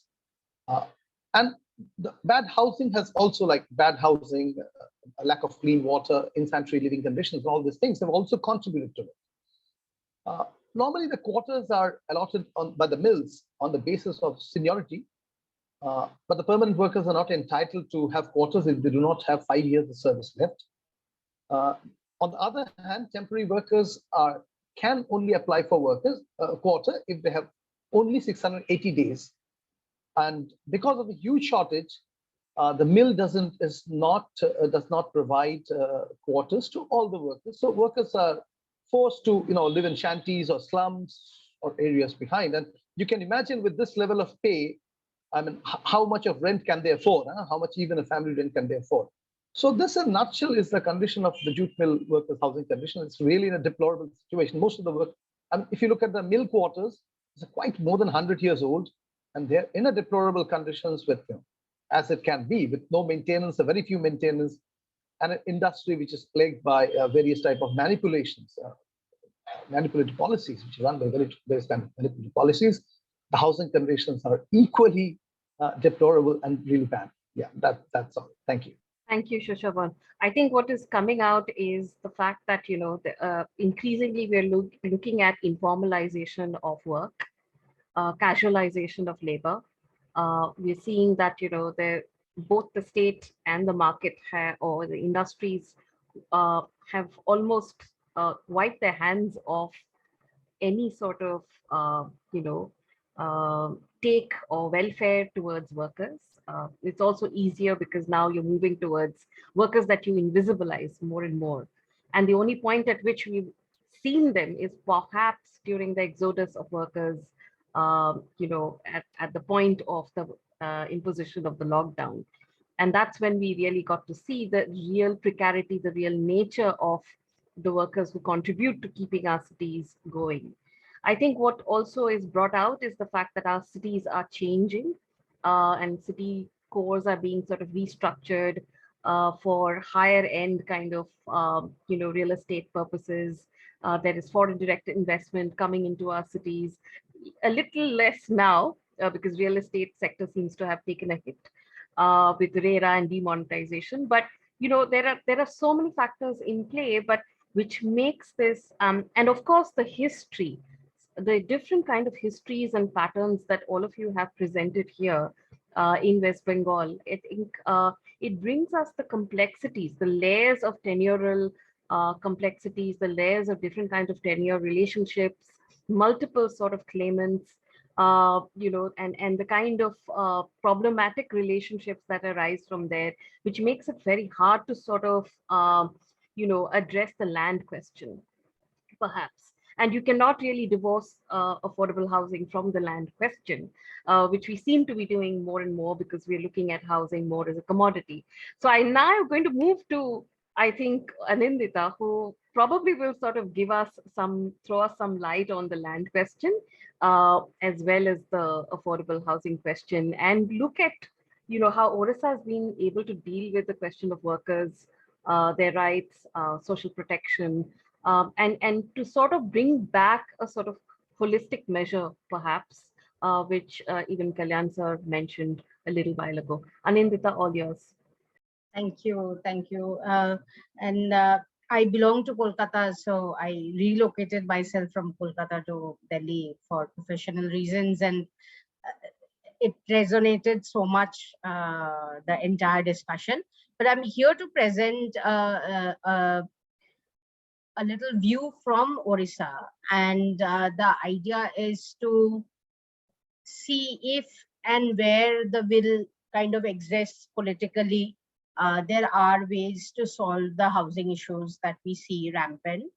One point that for all my predecessor presentations I gathered is that, urban areas are constantly transforming, and it transforms from being the industrial hub settings to the service sector driven urbanization. And that's what I think West Bengal has transformed from an industrial hub, from being an industrial and business hub to commercial hub to very much more IT service sector led setting. So the lens through which we have to address the housing issues for workers and populace at large needs to change, and that's where I think the gap kind of exists. So I will present this case from Government of Orissa's intervention. We, as Scaling City Institution for India, we are an initiative within the Center for Policy Research. We are the knowledge partner to the Government of Orissa, and helping understand and unlock a few areas is where we are coming from, and we are supporting the government. So many of you will be aware of the Pradhan Mantri Awas Yojana. That's a large-scale public sector housing scheme that's being implemented by Government of India, and it is premised on the fact that so it's primarily premised on the fact that many private players will come and rebuild houses for the urban poor. That's one side of that initiative. And then there is another side of that initiative is that people who will access either from market through loans, subsidized housing loans, or will build their own house on a piece of land to which they can prove their claimant. Yeah, if they can prove that land belongs to, if I can prove that land belongs to me and I belong to an economically weaker section and do not have house anywhere across India, I will be eligible to apply. And that's the vertical BLC, beneficiary led construction vertical, the lens with which I will get, talk through these cases. So first, I'll present a few slides on the study we did, which was a quantitative and qualitative assessment of BLC implementation in Orissa, and also kind of show you how the Orissa Land Rights to Slum Dwellers Act, which was enacted in 2017, how that has the bearing and how it's kind of transforming the landscape of Orissa slum housing in the state. So 3 cities we did the survey. It's a bottom-up primary survey, and we had done in Dhenkanal, Gopalpur, and Behrampur. And Dhenkanal and Gopalpur were the 2 areas where land rights were given at that point in time. But Behrampur was one of the municipal corporations. And initially, when the Land Rights Act was enacted, the municipal corporations were kept outside of the purview of the land rights distribution. And so what we found is that if the land was self-purchased or the land was inherited, the chances of having access to services were higher, than if they were on the government land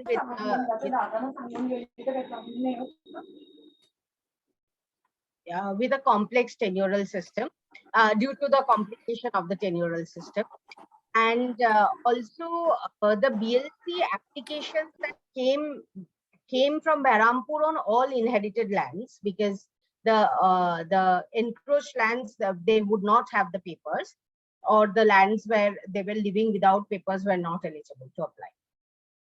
And you know, all of you have said that the access to service thus becomes a bit of a problem for slum dwellers, because they are on precarious tenural arrangements. So water, sanitation, roads, drains do not directly go there. And that kind of came up from our survey as well, that based on the variety of the land ownership, that the access to services deteriorated significantly among the slum dwellers.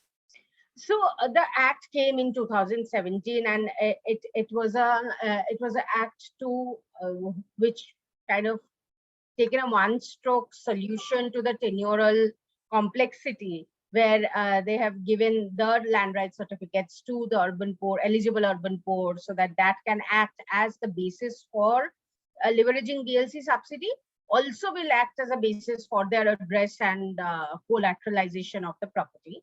I'll come to that very precisely.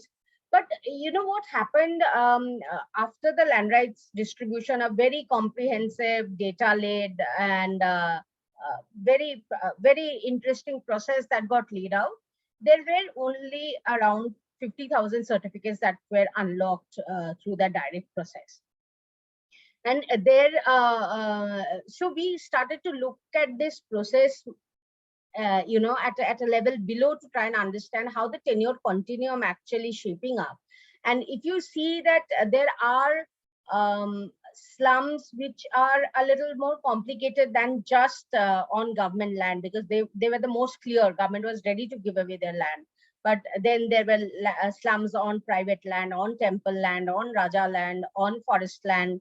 All those cases got stuck, and that couldn't be unlocked. So what we did, we actually laid down this continuum for Government of Orissa, and then we are taking each of these brackets to unlock the potential for land rights certificate. And so the first approach that is being taken is to do in situ slum upgrading and delisting. I cannot emphasize that more on the delisting part, because we have heard from Dr. Chatterjee and many other speakers that the slums which are notified slums keep getting the benefits, while the other slums which are in much more precarious situation actually remains left out. So so delisting is a very, very important step in this process. And 9 infrastructure is what focused on through this standard operating procedure: pipe water, pakka road, pakka storm drain, street lighting, access to toilet, in-house electricity, and 3 community infrastructure of Parichaya, which is essentially a community center, a gathering space, children play area, and open space development. And these are all subject to availability of land within the slum clusters. And Odisha's small city slums are very sparsely developed. They are not as high dense as we were hearing from Kolkata. And the program is trying to address this slum upgradation through the slum upgradation strategy. All its 2936 slums thus far that they have noted down. Now, apart from the in situ upgradation, there are some slums which belong to the railway land and defense land, or lands which are environmentally hazardous and cannot be settled in situ. For them, a separate SOP of new habitat development has been drawn out, so that there is a participatory design and intervention process that itself can address the problem of the people while displacing, because it's some form of displacement even when you are doing it within 5 years and taking all the precautions. So that's a very important aspect that this SOP tends to lay down very clearly for cities to follow. And then for the remaining parts of the tenure continuum, I don't know whether you recall by now, is there are various aspects of this continuum, that your slum can be partially on railway land while the rest of the slum can be on government land. So what do? Do you displace? Do you not displace? At what percentage you need to displace? So there are detailed process flows that are drawn out to make sure that each of these processes are very, very participatory. And also the demand comes bottom up, so that once you are ready with your with this alternate site, they are not vacant, and that people actually end up moving with enough consultation and mobilization. And then there is forest land, slums on forest land, and I'm very happy to share that even on the forest land, the government of Orissa actually came together to address this slum upgradation strategy, to enable slum upgradation on slums on forest land. Also, when I'm saying slums, I'll also like to inform you that these are slum-like settlements that are under the purview of urban areas. They are basically unserved, erstwhile rural pockets. People are living more than 40 years in these settlements. They're necessarily not encroached lands. They're just they happen to be in urban area and qualify for. They are not the typical slum definition that Professor Chatterjee kind of started with. These are much more sparsely located and settlements and low-rise settlements. And then there are these land exchange that are continuously going on. The negotiations and the consultations with other landowning departments and entities are constantly on, so that we can minimize displacement in any setting. That's the basic premise of Orissa's land program. And then we are also trying to understand if densification is an option, where partial tenability is emerging as a problem. So there are open areas within the slum settlements. So whether we can not displace them to other location, but actually densify by bringing them inside the slum boundaries. And I'm happy to also share that recently Government of Orissa has actually promulgated an ordinance while learning from their intervention in the smaller towns and smaller cities. They will now take it to the 9 larger cities of Orissa, which definitely will be more complicated to implement, but it is definitely a start. And one of the reasons why I feel that this has been a success thus far has been this bottom-up approach that Jaga Mission has been able to take, and how they have mainstreamed the Slum Dwellers Association to be the part of this process, and converging with all other schemes of urban infrastructure and leveraging Government of India subsidies for housing upgradation. These are the 2 key elements that makes Jaga Mission a successful case study. And also the use of spatial analytics has strengthened the implementation in the mission, and has also been able to solve many policy problems as we are encountering. And one use case I'll explain, and then I'll just rush to my slides because I know this is very late for everyone, is that when a new habitat site or a relocation site is offered to the slum dwellers actually resisted vehemently that we don't want to go to that site. And so we kind of, and the city kind of felt that we don't have any other site, so we can't take them back anywhere else.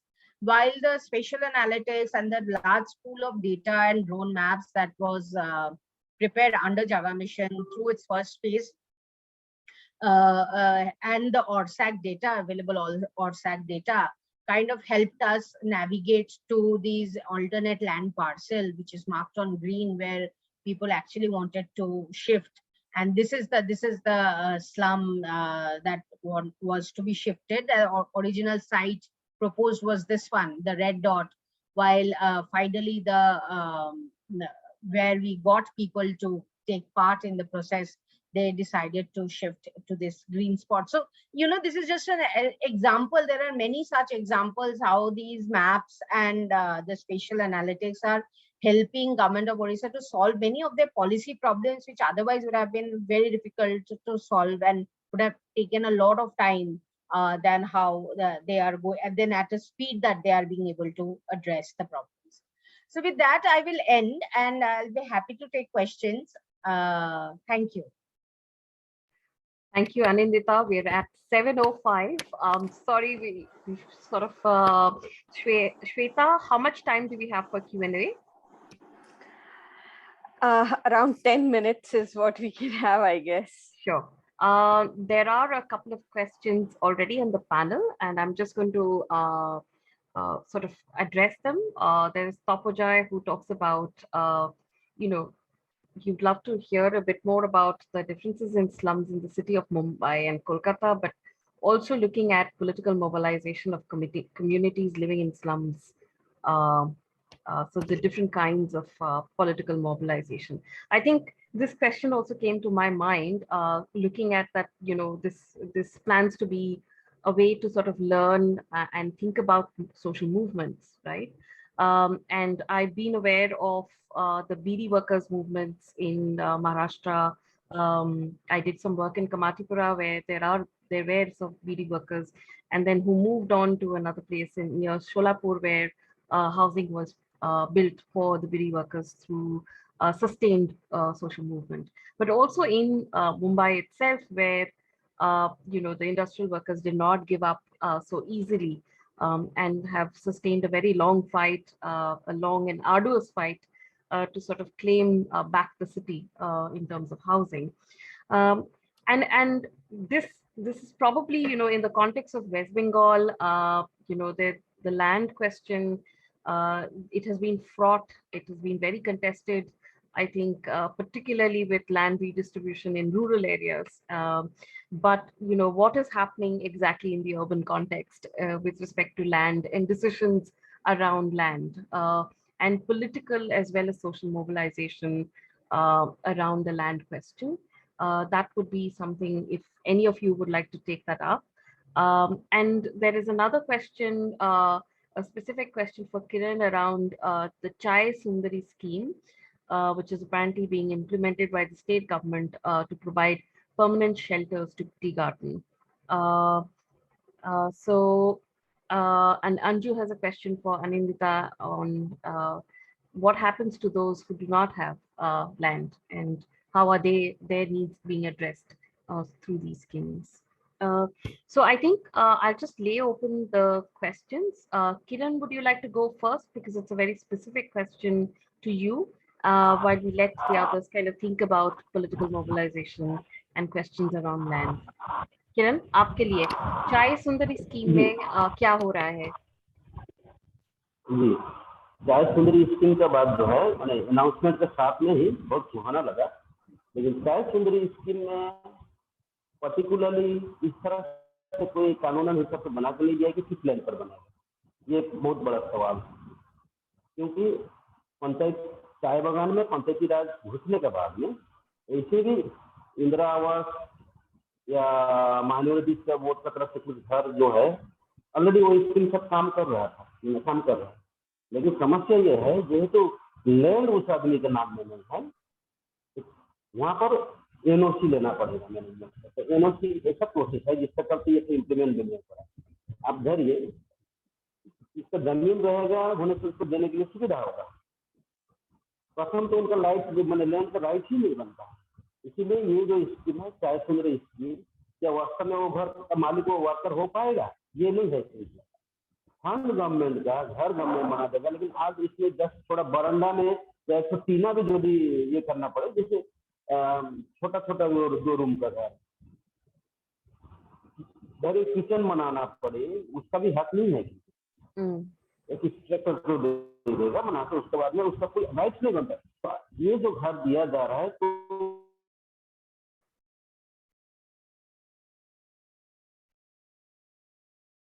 Hello Kiran, Kiran we just lost you, फिर से बोलेंगे आप घर? Hello Kiran, we lost you. Hello hello Kiran, hello, तो break off हो गया थोड़ा। वो आप बोल रहे थे कि ये घर जो दिया जाया, तो इसमें क्या हो रहा है फिर? ये जो ये गवर्नमेंट की तरफ से एक अनाउंसमेंट घोषणा है, जैसे लेकिन मालिक नहीं बता, वो जो घर दे रहे हैं ना, अभी तक वो ओनरशिप मालिक के नाम पे ही है, तो फिर इस घर का मतलब एनओसी लेके ये घर बनाना पड़ रहा है, ये बता रहे हैं आप? Sorry, is not very Audible. Okay. Not I think so one precisely can what come Kiran, in, yeah. yeah, I think precisely what Kiran was arguing. You know, number one, this Chai Sundari scheme, the definition is a bit of a problem. I mean, for all workers who have no permanent home. I mean, if you look at the tea gardens, they live in the quarters. So 99 point how many percentage points, I don't know, will have no homes. That's number one. Secondly, where will you construct a house? You don't own a land. I mean, it's a lease to the company who in turn give you something like what? Argument what Kiran earlier was saying, that until and unless that a proactive role from the government, we can't do anything. We have made our demands to the owners association, the consultative committee of plantation associations, but they said we are leasing of the land. We don't have the land ourselves to give you the title. So, you know, I mean, even if I get a loan or something like that, I mean, how do I make a house? And even if I make a house, it's not a legal construction. It's an extension of the quarter that, you know, instead of the company doing, it's I'm volunteering to do so. That's all. So the land ownership is now under the government of the tea estates, it's all caste land. It's government land. Okay. Leased to the tea plantations. That's what is continuing. Yeah. Okay, because I think what Anindita was saying, you know, the government of Orissa has made it a popular sort of mechanism to sort of give away and accept that, you know, people living on those lands, it belongs to them. So clearly, you know, this requires some level of intervention by the government itself. But I'm sure there are other vested interests in this whole scenario, which is preventing this perhaps from happening. So may I just move to, you know, each of the speakers? Yeah, Shweta. Yeah. No, since it was related to the tea gardens, I was wondering whether the leases have expired, as in the case of Mumbai mill workers, or the leases were given for like 99 years, which ultimately becomes perpetuity. It's all 30 years lease which are renewed. Shweta, you have to make a distinction between the Mumbai mills and the tea gardens here, because the Mumbai mills, they wanted to close it for a long time. Yeah, but tea gardens are continuing. They want to continue production of tea at this price, and it's increasing every day. Yeah, true. Okay. But are they charging the market rates or they are not? Because I'm sure. No. It's very low lease rate, very low lease rate. Yeah. So then even that should be revised. Tea plantation workers, not the workers, I'm sure the owners have a very different point of view. They will say that, you know, the business is down, etc. So we can't afford it. You know, we'll have to lay off workers. Absolutely. So I think that's the kind of disincentive. They'll say that we have to close the garden. That's it. Yeah. I think exactly how the jute mill owners have said, right? That we can't do anything about it. It's not feasible for us to run it anymore. And so, but you know, it's kind of pushed back to the workers to sort of deal with it. Yes. But it's actually not true, because they're making a lot of profit. Oh, yes. Yeah.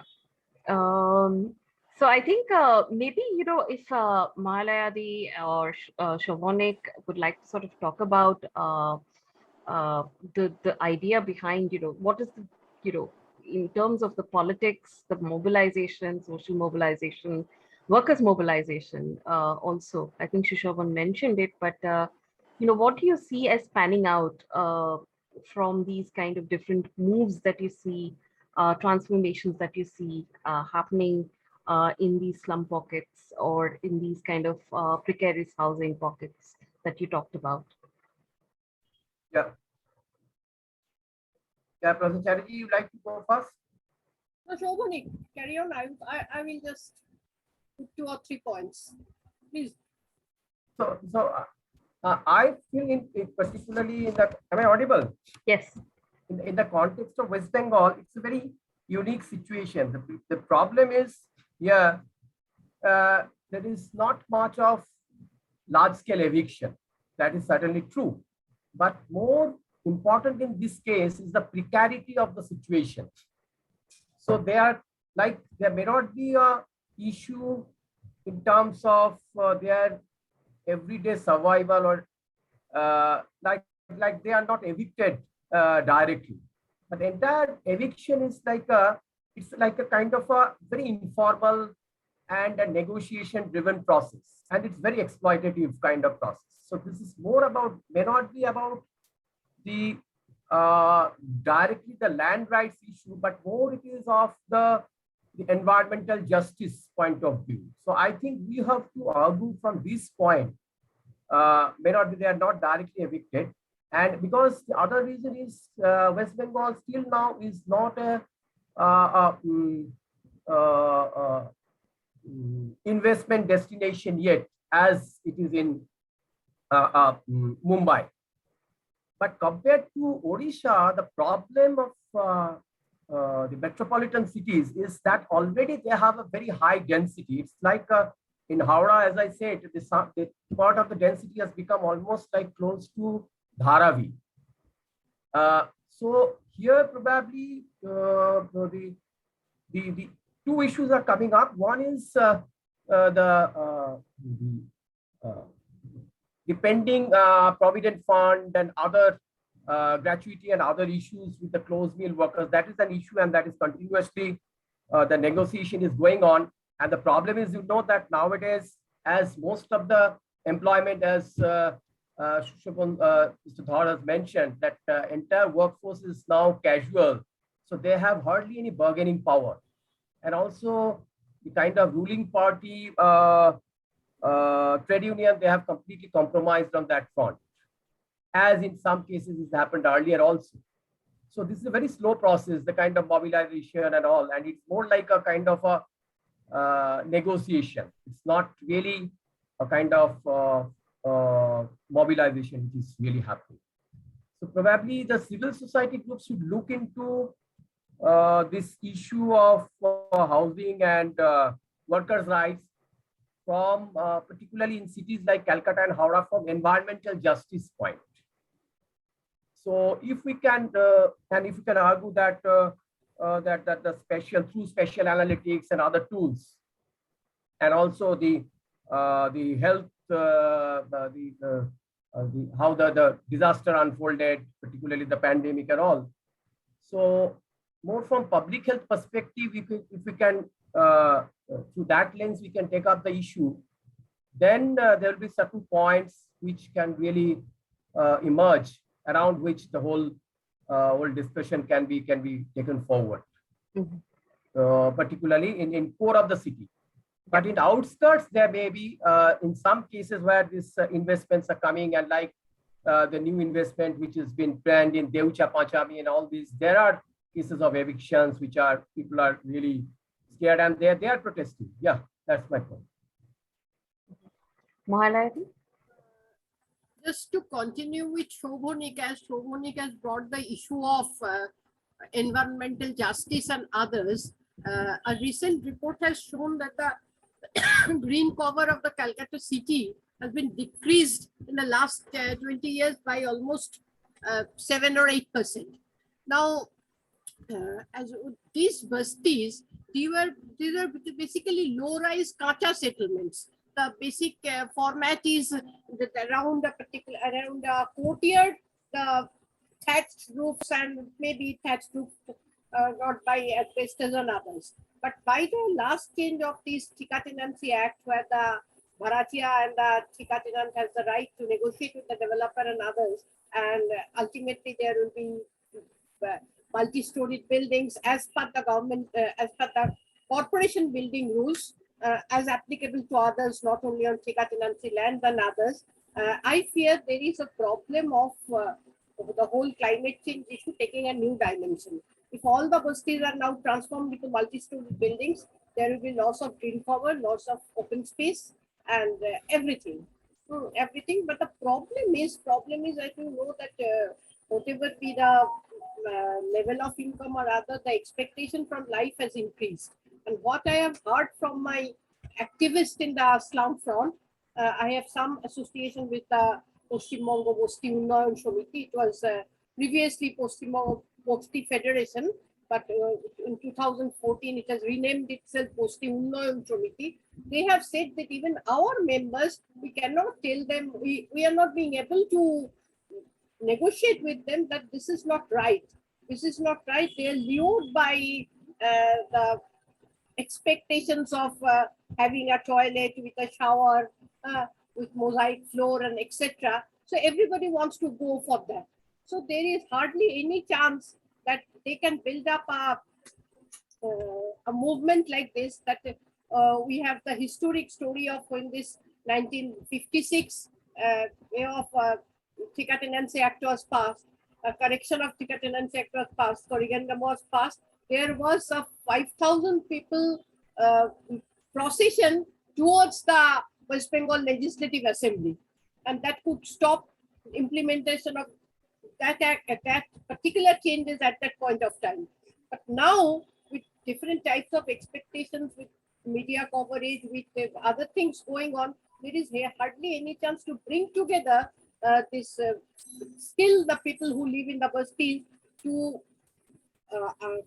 negotiate with them that what is going to happen is not the right, at least from the environmental point of view and others.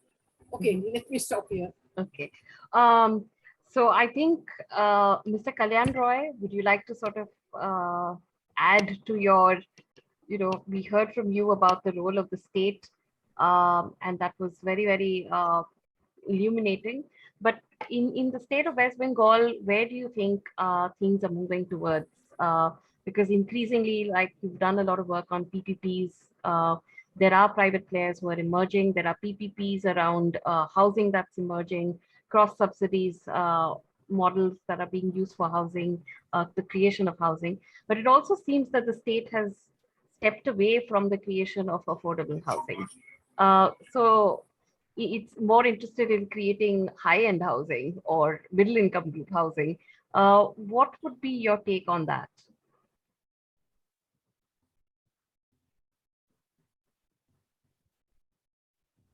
Mr. Roy, if you can unmute yourself.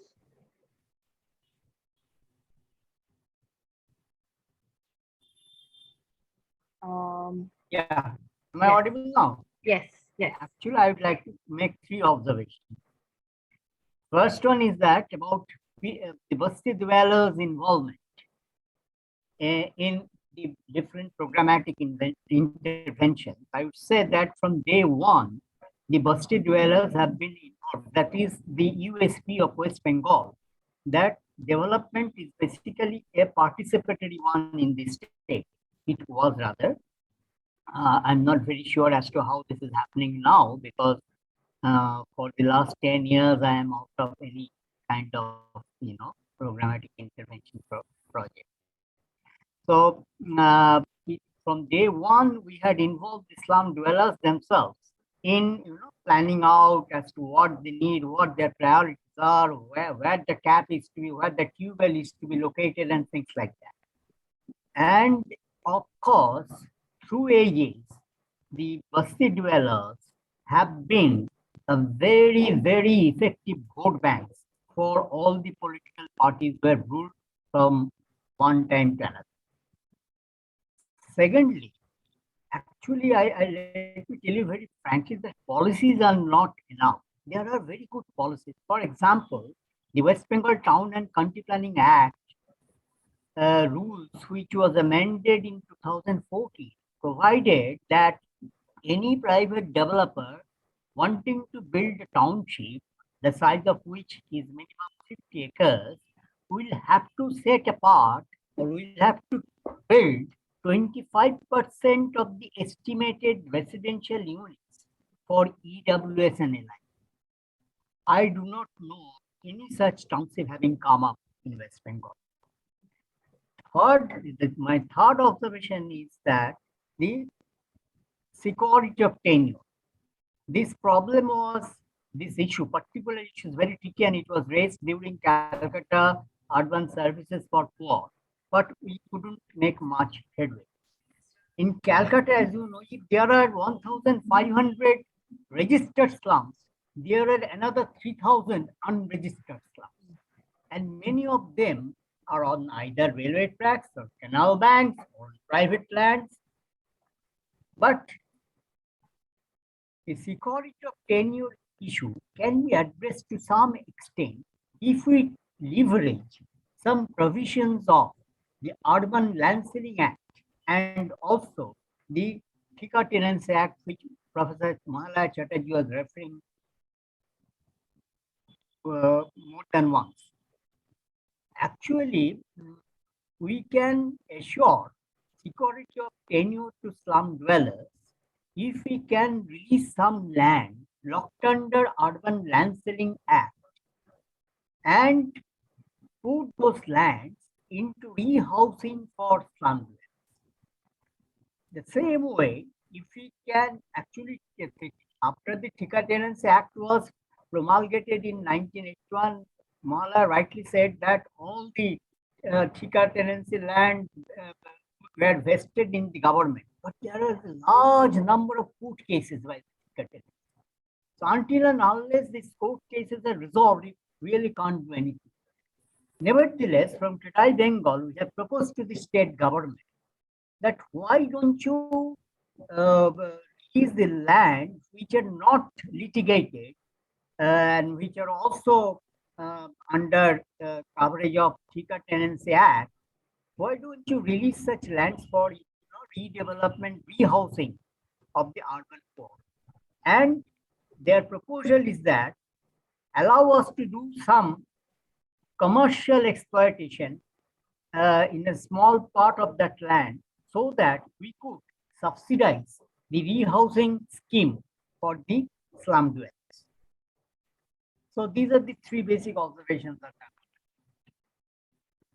Thank you so much, sir. I think those points were very, very important and they needed to be told, especially in terms of, what is ailing. You might have great policies, but there are real bottlenecks in the way you sort of deal with them. And I think all these amendments that Malaya talked about to the Thika Tenancy Act also point out to the ways, possibly some ways of working around it, but in trying to sort of stop eviction and create some security, what we've landed up is we've inherited this mess of tenure with us, which makes it really hard to sort of approach any modicum of sort of outright giving land rights or creating sort of other kinds of housing. What I would like to sort of end on this note saying that it has been very refreshing, sort of new sort of thoughts, theories, and Shweta, thank you for putting together such a rich panel of speakers who have brought their interest, but also their experience to the table today here. And I think this is an ongoing discussion. This is by no means a full stop here. I'm actually, from an academic point of view, a lot of this is tacit knowledge. A lot of this is not written down. Possibly, PhD thesis or a paper here or two. But I think these stories, these narratives need to be written about, and I hope, future academics, I see there are some interested students here. I really think they should take it up. In terms of writing, academic writing and publications, it's mostly, driven by Delhi, Mumbai, and to some parts Chennai, but you rarely get this kind of rich understanding of histories of tenure, etc., and land struggles, housing struggles from Kolkata. Particular struggles, yes, but maybe not the full picture. So I think this is a rich area waiting to be sort of unleashed. But Shweta, also, I think from the discussions here, what leaves me is, we sort of moved into the question of housing, but I'm not sure whether we've addressed the question of workers. and who really are the workers. Who are we talking about? We seem to have talked about slums, but I'm not sure the workers are, are they the inhabitants of the slums? Like, who in our imagination is the worker now, right? And what is, that imagination of the industrial worker seems to be in pockets right now, right? It's not that kind of a worker. And I think in terms of social mobilization or mobilization, it's so hard because you have these pockets, and there's no way. There are other kinds of social economic fragmentation, political fragmentation that's happening there, which makes it even harder to mobilize them on one ground. But yes, I think stories such as Maharashtra's Weary workers is definitely eye-opening. Perhaps, especially when you hear of exploitation to the level that Kiran and Shushabhan have pointed out, I think there's a need to definitely re-engage with that question of workers' housing. So thank you, everyone. Atula, I just like to add one point, because you Sure. actually created a new question, that what is the worker now? Because I talked to one youth worker. Now he is doing 3 jobs. Yes. That is the kind of, and also one job he's doing as a gig worker. Yes. Yeah.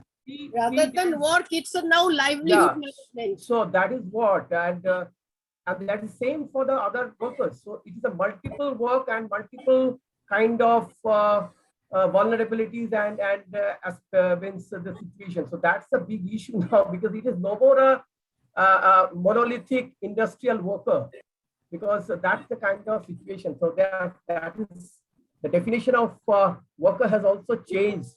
So that's really creating all sorts of precarity, and also there are even some of them are gaining out of these, some of them are also losers. So I think what Anindita has pointed out in her chat box is that, the renters, the migrants who come without access are not being addressed, obviously, through these schemes. So I think for us also to sort of understand, some of the slums in Kolkata that we're talking about have been protected for very long, and they're settled. They're in many ways settled. They're in many ways, there's been social mobilization within those slums. So they're not in that sense as precarious as what Kiran is talking about or what Shushabhan is talking about. So I think we need to have also address the question of different kinds, grades of workers, different histories, different kinds of mobilities, and the kind of, the demands that they have with respect to housing as well. Perhaps, sorry, another continuum like Anindita created. But Yes. I think she sort of pointed out there, right? So I think this makes it much more difficult in terms of what you have in terms of a charter. But if you look at the precariousness of the workers who left the cities during the pandemic, you clearly know that there is no dignity, there is no belongingness, there is no stake that they have built in the city, and that is what we're doing to our cities, and we cannot afford to sort of go in that direction. But I'm also glad that you've picked up questions on ecology. So it's not just about social economic justice. Maybe ecological justice is also something that we need to think about as a roundabout way of approaching this question going into the future. So thank you, everyone. Shweta, over to you to say the thanks. Yeah. Thanks to all the speakers. I mean, as Ratula has rightly pointed out, that we have gone really beyond the questions of the typical questions of slum upgradation, land reservation, and stopping eviction. I mean, in that process, we have inherited a lot of problems as well. So it's very important to acknowledge all these narratives, and especially when the narratives are dictated by metro cities like Delhi, Mumbai, we don't get to hear of other areas. And and very rightly pointed by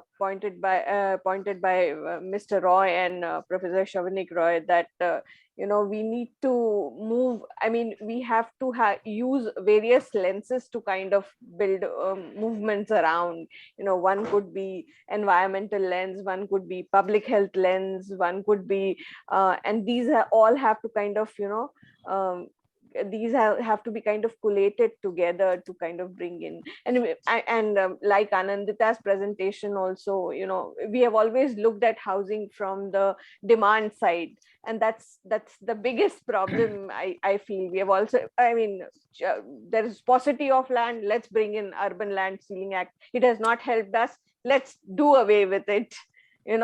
So I mean, so it's very important to kind of use newer lenses to see things and engage with them.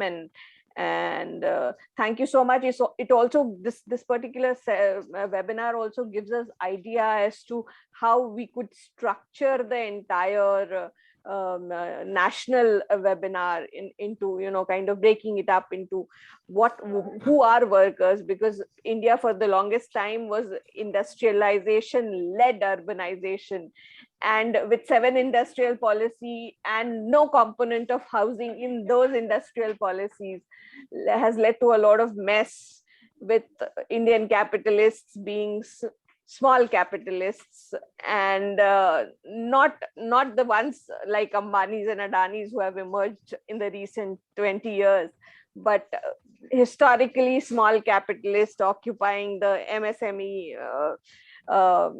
section. So it gives us a lot of gives labor access a lot of meat to kind of work around the national conference that we are planning. I once again, on behalf of Labor Access and WPC, thank all the speakers, thank Ratula for doing a fantastic moderation. And it would have been best if we could have had a better, not misbehaving internet service today, but the internet was a little, but thank you so much. Thank you again. Here we end our meeting. Thank you. Thanks, Shweta. Thanks, Shweta. Bye, everybody. Thanks to Everybody. organizers. Bye. Thank you. Thank Bye. you. Good night. Thank you. Thanks, everybody. Thanks, Good Anju. night. Thanks, Shweta. Thanks, everybody. Yeah, thanks. Thank you. It was so good to see you, Sushovan. Yeah. After a very long time, huh? I think Yes.